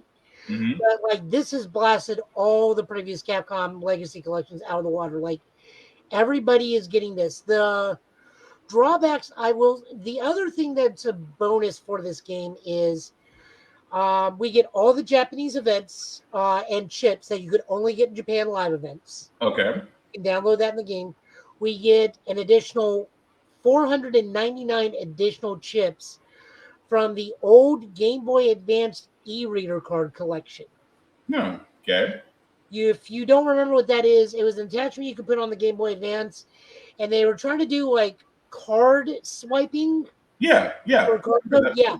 In Japan, they made 499 battle chip exclusives for that thing. Yeah. So we get all those chips. We get the reintegration of the Boktai, the Sun is in Your Hands segment in Battle Network 6. Base can now be used. The Japan-only base Fusion Soul can now be accessed. Okay. The one drawback is that we were misreported that the script got reworked. So all the old translations are still in there, including the Mega Man Battle Network 2 Netrunner Speedy Dave, owner of Quickman, and Mega Man telling Land Legs Go as opposed to Let's Go. So we still got the goofy translation errors. There is no autosave feature. So you still got to save scum the crap out of your game. Yeah. The other downside, I will say, and I am giving a lot of downsides, but that's because there are so many upsides to this, and it's so much fun, is that they didn't give us the updated version of Mega Man Battle Network 1. They didn't give us, because they came up with a new one called Mega Man Battle Network 1 Star Command, which kind of crosses over Star Force, but also gives a lot of quality of life improvements on Battle Network 1. Okay. Battle Network 1 is bare bones, and we got the original version of Battle Network 1. Gotcha. So you don't really need to play Battle Network 1 is what I'm getting at. You can start the story at Battle Network 2, and you don't miss much. I was gonna say it sounds like skipping one is not gonna hurt. That's all. No, skipping one is not going to hurt. We also have a mode called Buster Max mode where every individual shot deals 100 damage. Charge shots deal standard damage, but the more you increase the Mega Man Buster thing, the more that increases. So I got Mega Man Buster's Power 4, so every shot is doing 400 damage. Okay. So you can breeze through game 1, you can breeze through game 4, which is the worst game out of all 6. That was when Battle Network 4 tried to do a tournament arc and did it very poorly. Sounds like it. Okay. That's cool. That's good to know, though. So we do have one last shred before we get to our comic book pulls, guys. Again, if you're a fan of Horizon Forbidden West, the DLC, The Burning Shores, is coming out, and here's the launch trailer for it. Rated T for teen.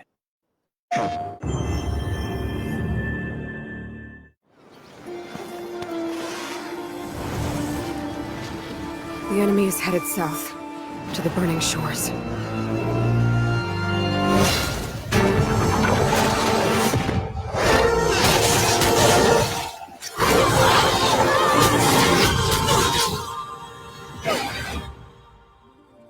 My people are lost and scattered. What could he possibly want with them? We have to find out no matter what it takes.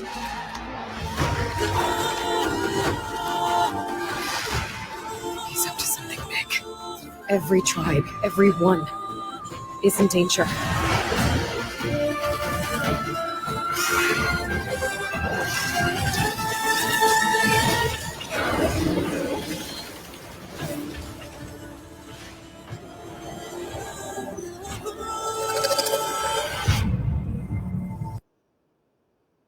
And as you can see, guys, right there for the world to see, it is out now. Actually, for PS5, yes, PS5, because next gens are happening. Let's just call it what it is. But the DLC, The Burning Shores for Horizon Forbidden West, is out on PS5 for you to enjoy. Joe, I know you're planning on. Are you planning to play The Burning Shores? I know you played for it. I know you played for it. At some point, I got other things I'm trying to do. Side note, Ghostbuster Spirits Unleashed its new update, and all the Extreme Ghostbuster equipment is out on it. So I am grinding that game like you wouldn't believe to unlock all the Extreme Ghostbusters equipment, because if you've seen my Proton Pack, I'm a minor fan of Extreme Ghostbusters. I have the back pain to experience it. But yes, I will be doing that at some point. The other news we have combined with Horizon Forbidden West is, unfortunately, because of the passing of Lance Reddick, they are having to substantially rewrite the third game because his character was going to be a pivotal character in the third game. Yeah. More than likely, we're going to be playing as Silas at some point. Yeah. So now they are having to rewrite the whole script and swap out characters and whatnot. Although, do rest in peace to Lance Reddick, because whether from The Wire, whether from Destiny, whether from Horizon Forbidden West, whether from John the Eric Wick, Conway show where it scared the crap out of him. yeah, I mean, we can go down the list, but yeah, that man will definitely he will be missed.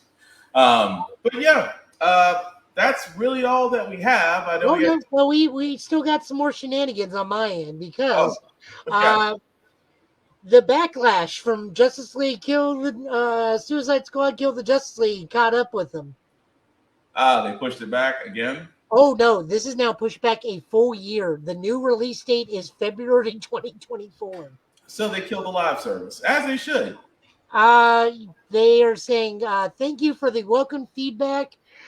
We will be doing our best to make the game a quality of standard that we hope all of our audience will enjoy, meaning, yeah, we're stripping out all the live service, and we are going to rethink some things because everybody pointed out those flaws. Yeah, they're killing live service, as they should.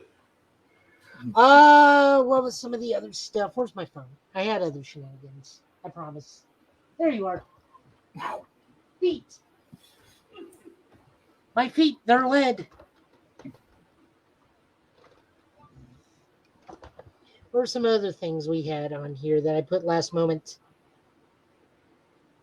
Come on. We got a show to do.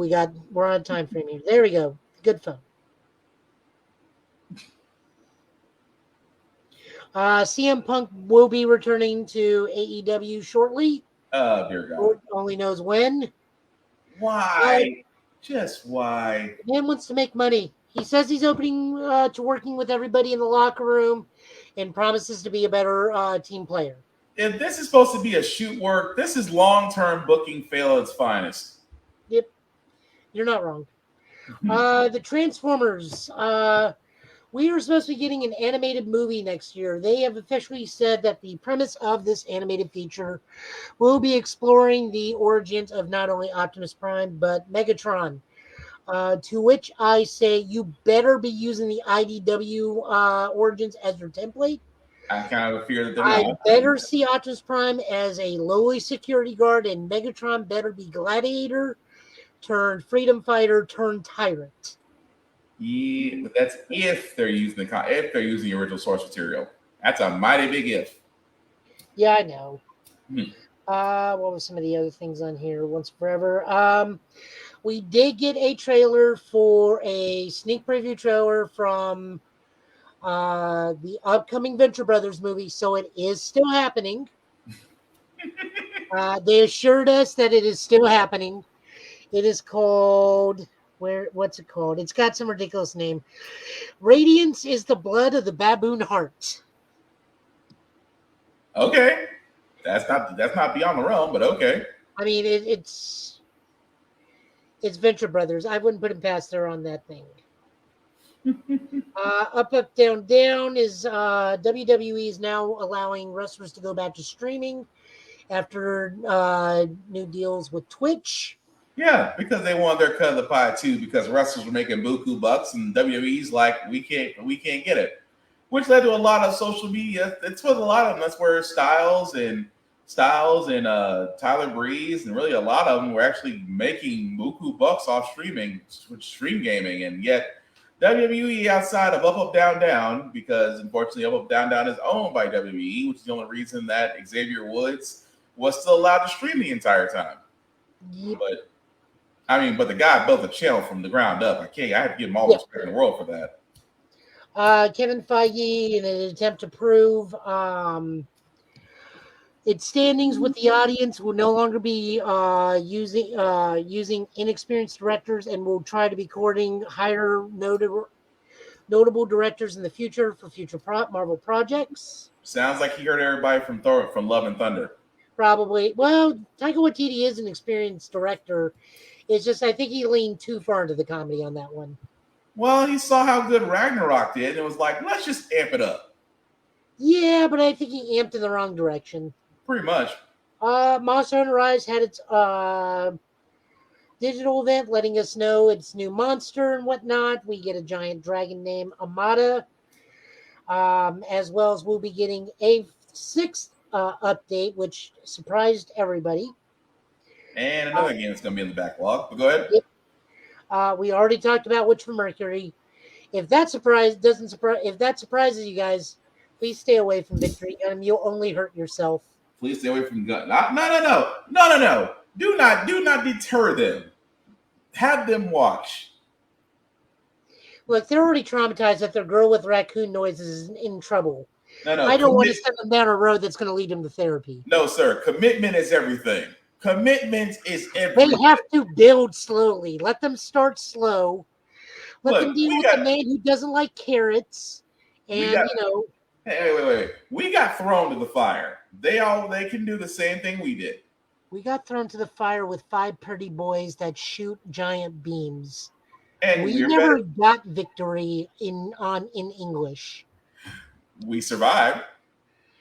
We survived because we got a giant robot that strokes your face until it explodes. Still, they'll be okay. They will be fine. I don't think so. No, even I know better than that. Even my sister told me, "Don't do that to these poor people." Galaxy Quest is apparently going to be having a television series going forward. Interesting. The Triple H era officially begins at the WWE draft. A lot of us are immediately calling BS on this because we know Vince is back in creative. Of course. So, yeah. The fact of the matter that they're putting Triple H at the forefront of everything does nothing for us because Mr. We know who's in the driver's seat again. He's sitting there just watching us dance. Like, we know the match building. Come on now. You immediately put Cody Rhodes into the mid-card universe with Brock Lesnar. We knew that was you. I'm just saying. Mortal Kombat 2 reveals its movie sequel's villain. If you don't know who this is, you've never played a Mortal Kombat game. I'm not even spoiling that. You should just know. I just gotta sit there and just wonder because I just hope the writing is better on this one than it was in the initial one because I hope the first fight kills Cole and we can move on to Johnny Cage. If the Miz from WWE has his way, he wants to play Johnny Cage. That's saying something. And do we want to talk about King? As of the moment, he's still there. Disney Jonathan Majors is still employed by Disney. I think so. In recent light, because we're moving closer to his trial date, Jonathan Majors has been dropped by his agency and his managerial team. However, Disney learning from their mistakes, and I do believe this. I absolutely underbelieve this. Disney learning from what they did with James Gunn and what it cost them. Yeah. Is not making a move or saying anything about Jonathan Majors until after the trial. Yeah, because they learned that between James Gunn and Johnny Depp, they learned their lesson about acting too quickly. Yeah, they learned that lesson. So yeah, James Gunn cost them dearly. All I can say for Jonathan Majors, I hope whatever evidence you have, sir, exonerates you because the text messages did not help you at all. If anything, it was more creepy than helpful. So whatever other evidence is out there, sir, I hope it exonerates you because we were really looking forward. I mean, now if you did the crime, you did the crime. Let's just call it what it is. But the fact of the performances that you gave in Quantum Mania as Kang and then in Loki, and we'll probably be giving in Loki season 2 as Victor Timely, it's just like I hope you did not mess up your own bag. That's all I can sit there and say until the trial. Like I said, everybody's got a trial. Everybody's got a right to be proved, a right to be presumed innocent till guilty till you go to court. But like I said, hopefully it works out in your favor. Only other bit of news before we jump into comics is the Legend of Zelda Breath of the Wild final trailer came out. We got to see Ganon. Ganon has immediately been sexualized by the majority of the internet, as is standard affair. That didn't take long. I mean, it happened as soon as they saw the fact that he's shirtless and is carrying a katana. What are you going to do? Other than that, it shows that there's possibly dungeons, meaning I will be playing the game. Mm-hmm. Yeah, I told you there'd be dungeons. I told you there'd be dungeons. Well, in Breath I of the Wild. wanted visual confirmation. I wanted there to be more than the little mini dungeons. Oh, I want to run through places and I was fight gonna a say, giant boss at the end of the dungeon. Be careful what you wish for. You make it the water temple times 2. I can deal with the water temple. I didn't. That stressed me out. That's why I was like, the water temple stressed me out in Ocarina of Time. That's why I was like, ugh, I'd rather not. But again, I'm all for dungeons, and Breath of the Wild 2 is again another Zelda game I cannot wait to get. But yeah, looking forward to it. I see. I got you, Joe. So, whenever you're ready, sir. Okay, I got 2 surprises in here. One is purely for comedic effect. One is just because this is kind of important. So the first one is Wonder Woman 789 or 798, excuse me. This is written by, everything is being covered up by the text list, and this is also very small. Zoom, enhance. Becky Kalunin, Michael Conrad with art by Anamake New Hupalan. I am not able to pronounce that. My apologies. Colorist is Tamara Bonvillain. So we're not going to delve too much into this book. The biggest takeaway from this issue is Wonder Woman attains full godhood by becoming the new champion of Shazam. Because Mary, being the current champion of Shazam, bequeaths all the powers of Shazam to Wonder Woman. Meaning Wonder Woman gets all the powers of the god, making her from demigod status to full god status. As a result of that, Mary has traded powers with Wonder Woman. So now Mary has all of Wonder Woman's powers. Interesting. Because Wonder Woman just said a fair trade's a fair trade. So I bequeath to you items on the god, which will give you my abilities. So given that she has the powers of the god, she just immediately starts having a really epic, very terrifying lady fight between her and Hera. We'll leave it at that. Just the biggest point is Wonder Woman is currently the new Shazam. Okay. And Mary Marvel is now just Mary Marvel. Moving on, we have Superman number 3, written by Josh Williamson, art and cover art by Jamal Campbell, and lettering by Arania Mar. This finishes out the first arc of Superman. This is the night of the parasite. Clark does have to actually go to Lex for help and Livewire so that they could find a way to get Rudy to undo everything that's going on. We see Superman gets a new suit to a degree, the anti-parasite suit. Yeah. Just a good book. And then at the end of the book, Superman does in fact take over LexCorp and officially calls it Supercorp. Yeah, it's just that the parasite arc was just, in order for him to basically survive, he had to be a cannibalist. That's kind of generic, but it was an okay issue.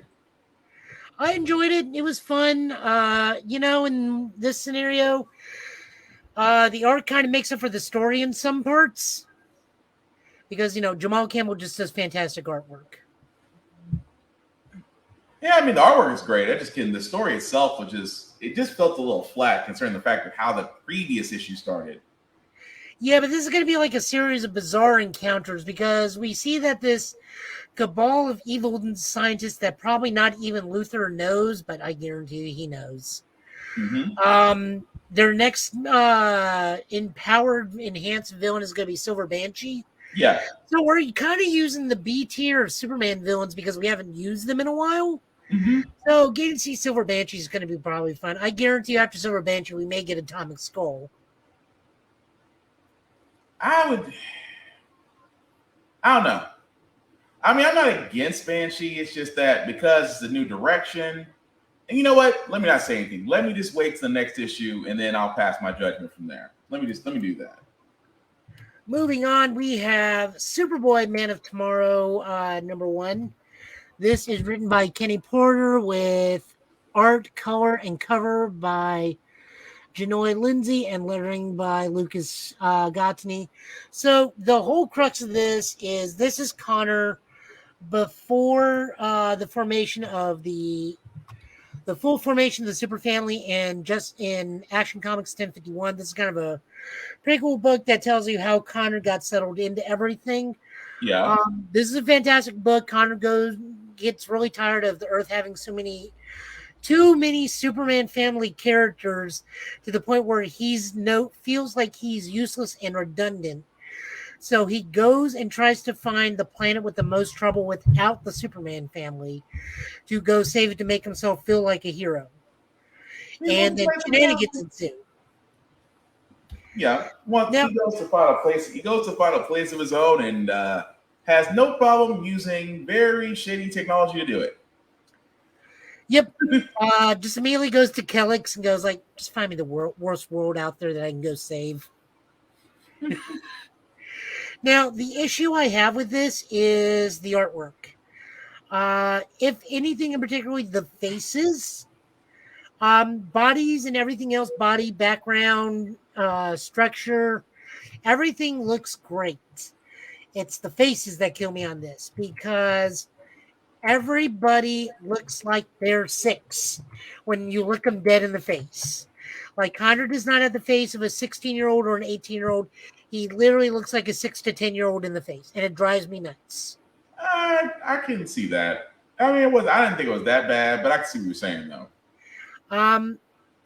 The story's fantastic. Like I said, the art's great. It's just the faces. They kill me. Like they kill me. I can't do that when, like, Connor's my favorite super character out next to King Kong. Yeah. But like, it's so hard to look at him right now. Moving over to Marvel, we have Nightcrawlers #3. This is the penultimate issue to Sins of Sinister. This is part 10. Yeah. This is written by Cy Spurrier, who will soon be taking over the Flash book. Lorenzo Tometa and Philip Sevi is doing artwork. Rain Barando is doing colors. This just finishes out Nightcrawlers, so this takes care of, which one is she? Mother Righteousness. Yeah, Mother Righteous, yeah. In Scheme of Things. Where she is using not only there are too many characters in this book. Auntie Fortune, which may or may not be Nocturne. I have yet to figure that out. Because they are also trying to find the Vault of the Moiras so that she can reboot a world to where magic is more popular, I believe, because Lady Righteous's whole gimmick is she is the magical Sinister. Mm-hmm. Everybody kind of works on a different thing. Like Old Man Sinister is technology Sinister. Mr. Sinister is genetic Sinister. Dr. Stasis was viral Sinister and machine Sinister. And Mother Righteous is the magic Sinister. Yeah. So just shenanigans ensue. We get the reappearance of Wagnerine, which I hate that name with every fiber of my being. But, you know, it's worth it because she's been tracking Mother Righteous because Mother Righteous done stole her baby. Yeah. And let's just say everybody forgets about the tail. But also Moira comes into play. Yeah. So, all in all, good book. It's an appropriate way to end this interesting look of 1,000 years into the future of a Sinister thing. I still am not quite 100% what was up with Galactus. Besides him being on fire? On fire, and I guess remotely controlled. Yeah, that was a little weird. But yeah, like I said, everybody forgets about the tail. Jumping on over, we have She-Hulk number 12. This is also a big thing. This is the legacy issue. This is 175. This is written by Rainbow Rowell with art by Andreas Ginolette and Joe Quinosis. Yeah. And with colors by D. Cunafe and Brian Valencia.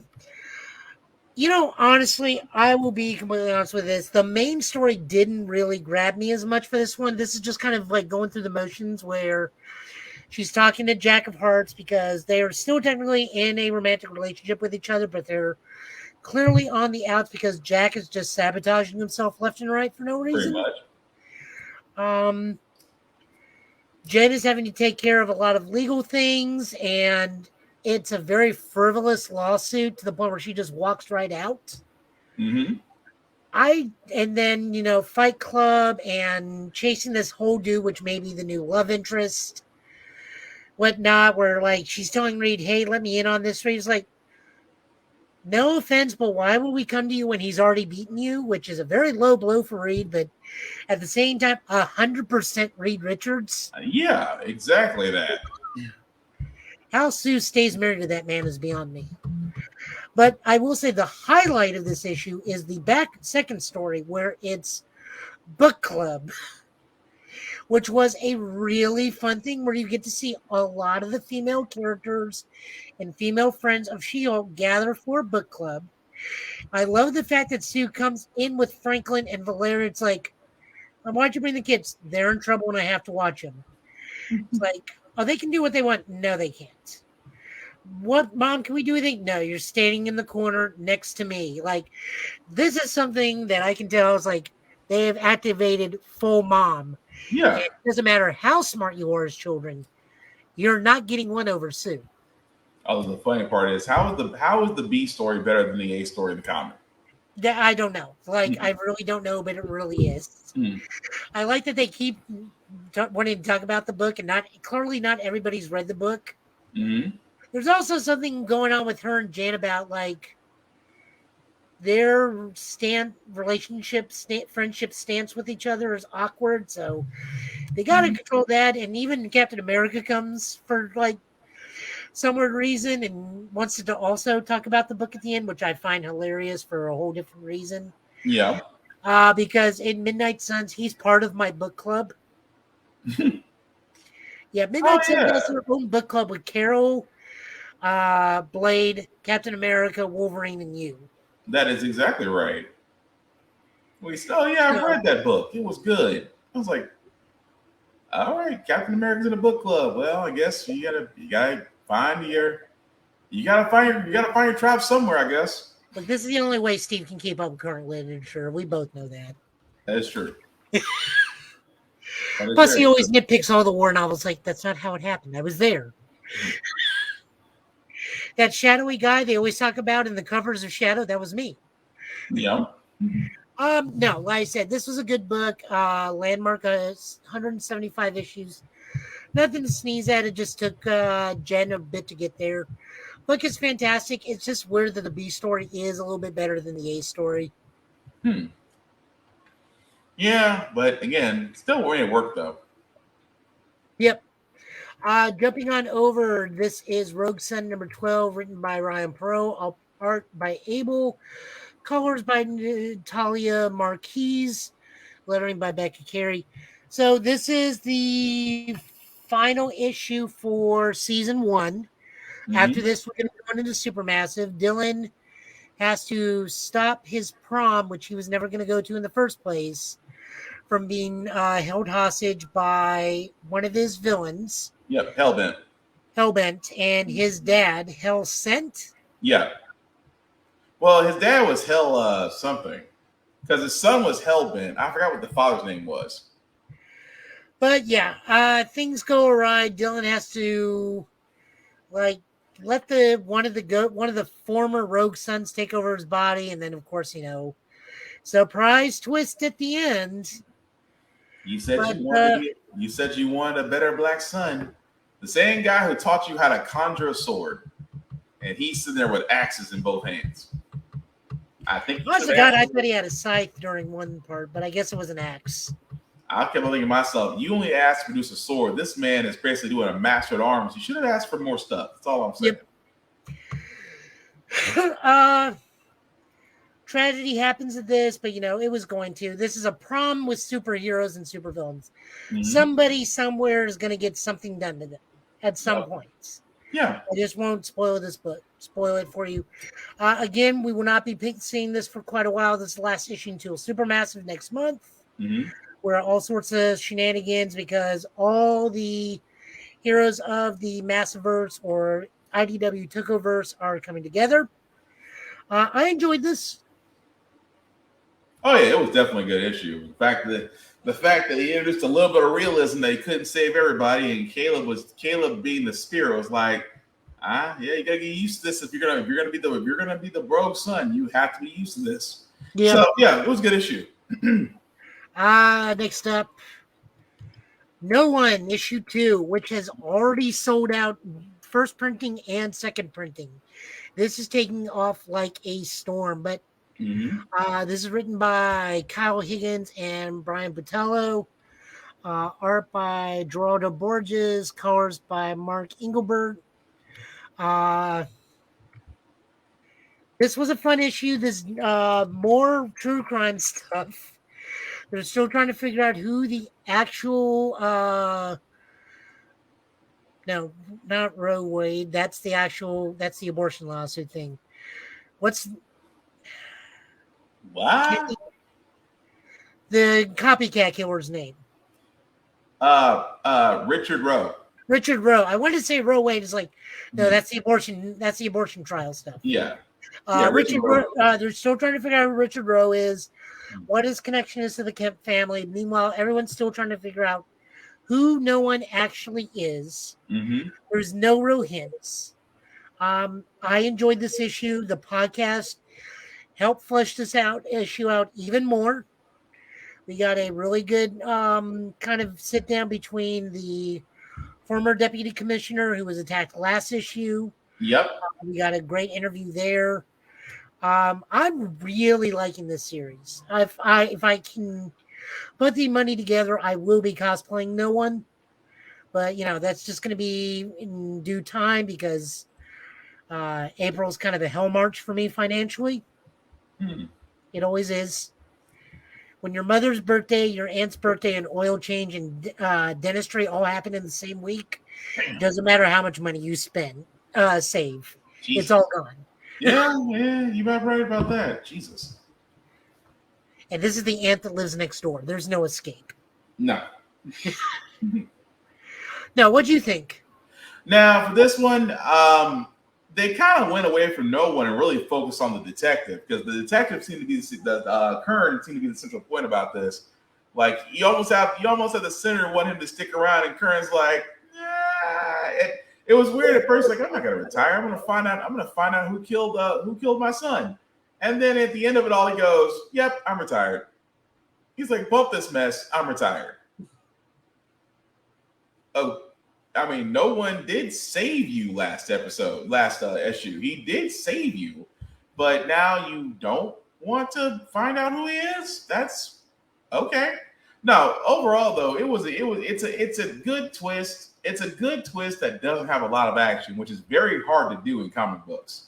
It is very, very difficult to literally give a good story with a minimal amount of action, and No One does definitely do that. I mean, this issue, No One definitely does that. And of course, with the podcast, if you're listening to that, as like Joe said, it does add in the gaps in between. But yeah, good issue. No issues with it. I really want to cosplay this. And then just for fun, we're putting in Bishop's War College #3 because this is written by Jay Hoffman with that never makes it easy. Sean Damian Hill is penciler for Bishop's World. Mm-hmm. Victor Noah is inker for Bishop's World. Alberto Fauci is artist for Krakoa. Espen Gruntergen is coloring for all. This is just Bishop is trying to fill in the Krakoan exploring the world where mutants are the dominant species. Yeah. And whatnot. And we were right last time. Storm is black no matter what multiverse you're in.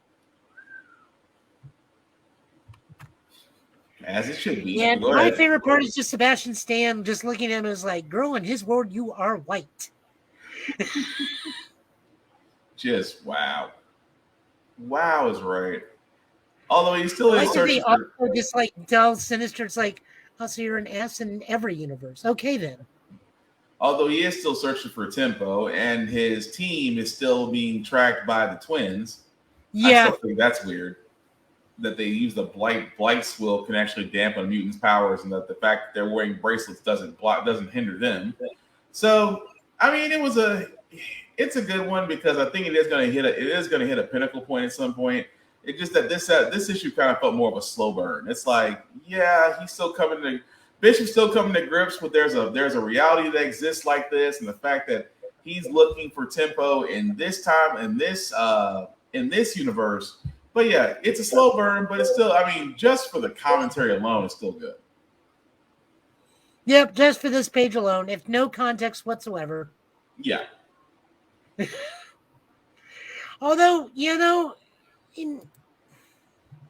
is one of these things that bothers me, and it's only pertaining to Mystique, is alternate universes versions of Mystique are designed in a weird way. Yeah. Where, like in the Exiles, he's a man. And in this one, she's designed to look more black, but because it's Mystique, I kind of find that pointless. Because Mystique can be whatever they want. Yeah, she can shape shit. I feel like you should always just have a uniform version of Mystique. Kind of like Storm is always black. We've established this. No matter what universe, Storm's always black. Pretty much. I think no matter what universe, Mystique should just be Mystique. And then just leave her as she always is.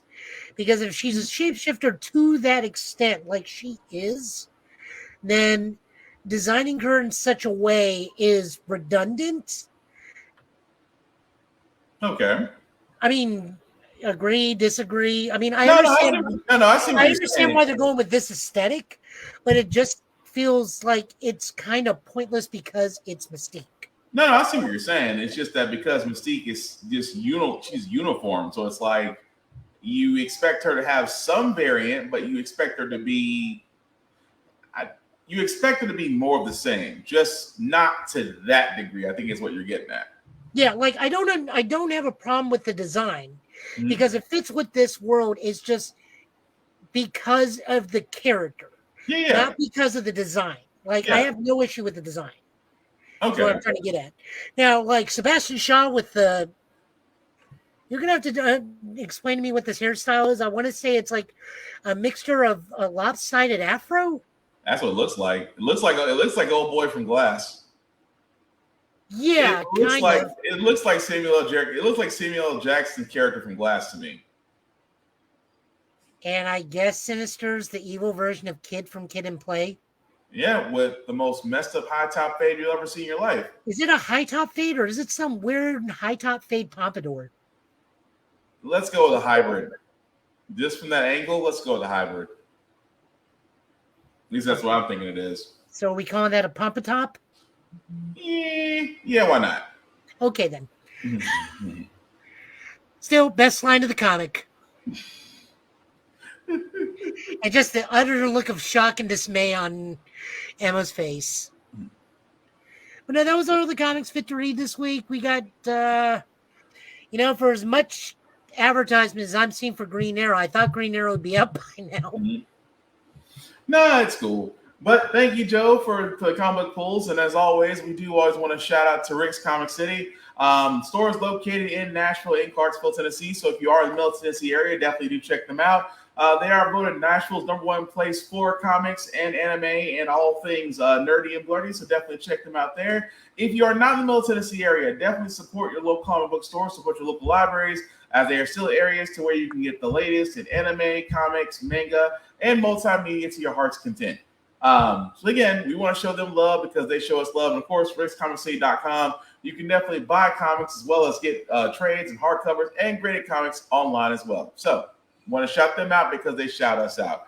Also, don't forget for Rick's Comic City. Sorry to cut you off. No, also, don't forget for Rick's Comic City in 2 weeks, free comic book day. Yep. So you can always, again, the keyword is free comics. I know I took my nephews there last time they had a ball. So definitely free comic book day. Definitely take advantage of it. Encouraged to read because when you read, you lead, and if you lead, then you read. And if you read as much as I do, you spend too much money.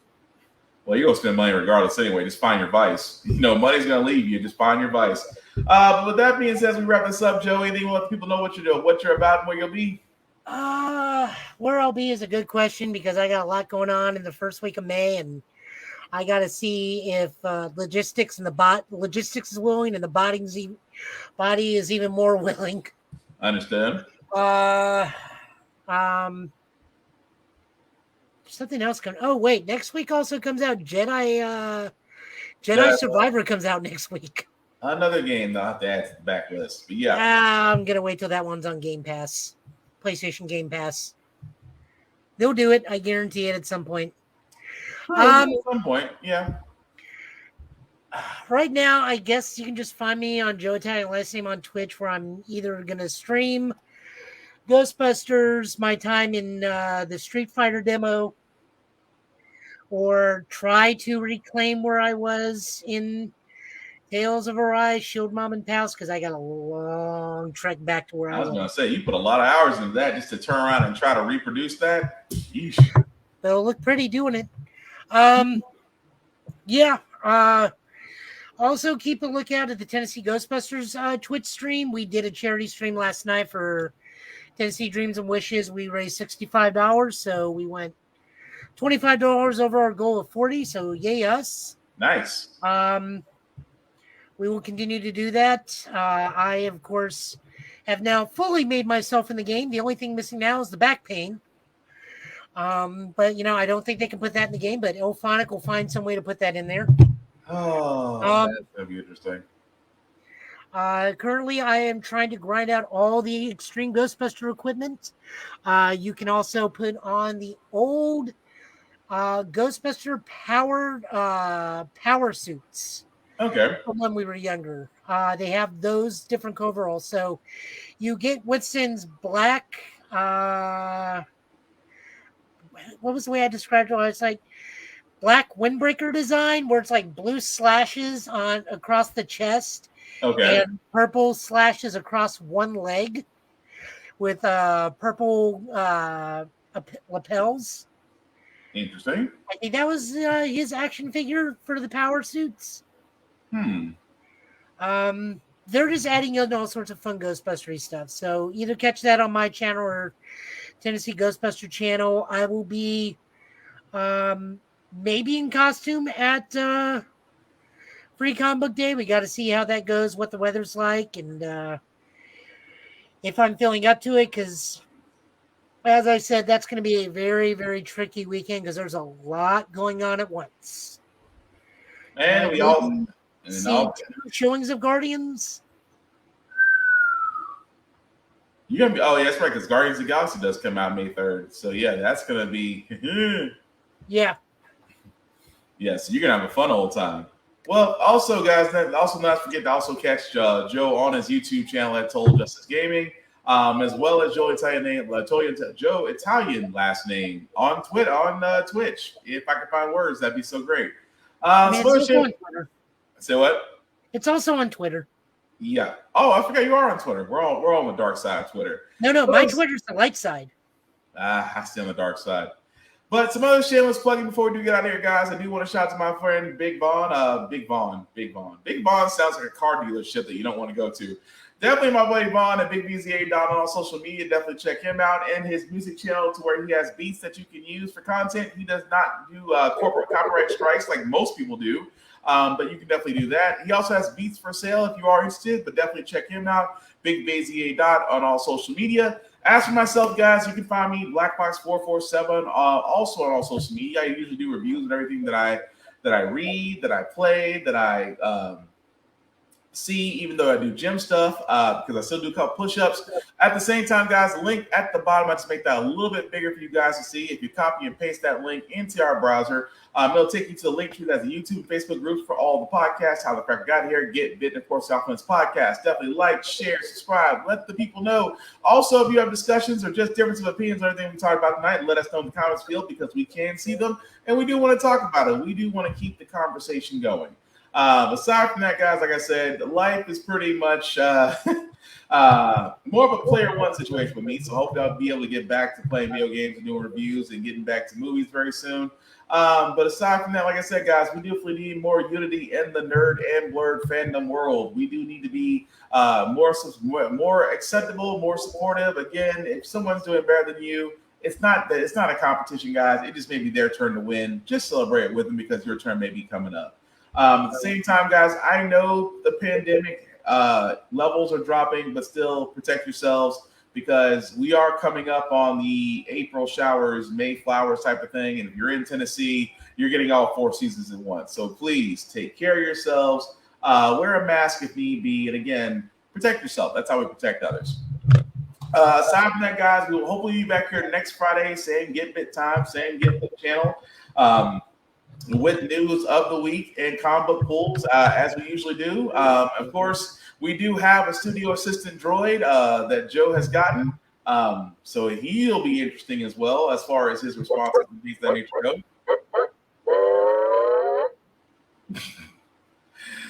Aside from that, guys, we do thank you all for watching, for letting people know. Aside from that, Joey, last words for your call tonight, sir? Again, demonetize almost immediately. I can't do anything about him. He came this way. He was surly to begin with. Oh, that's been our droid. That's been our droid. That's been our droid. That's Joe. I've been Will. This is a Get Bit podcast for tonight, guys. Thank you for watching. Do take care of yourselves and each other. We will all get through this. Have a great weekend, guys. Stay safe. Have fun. Be nerdy. Peace.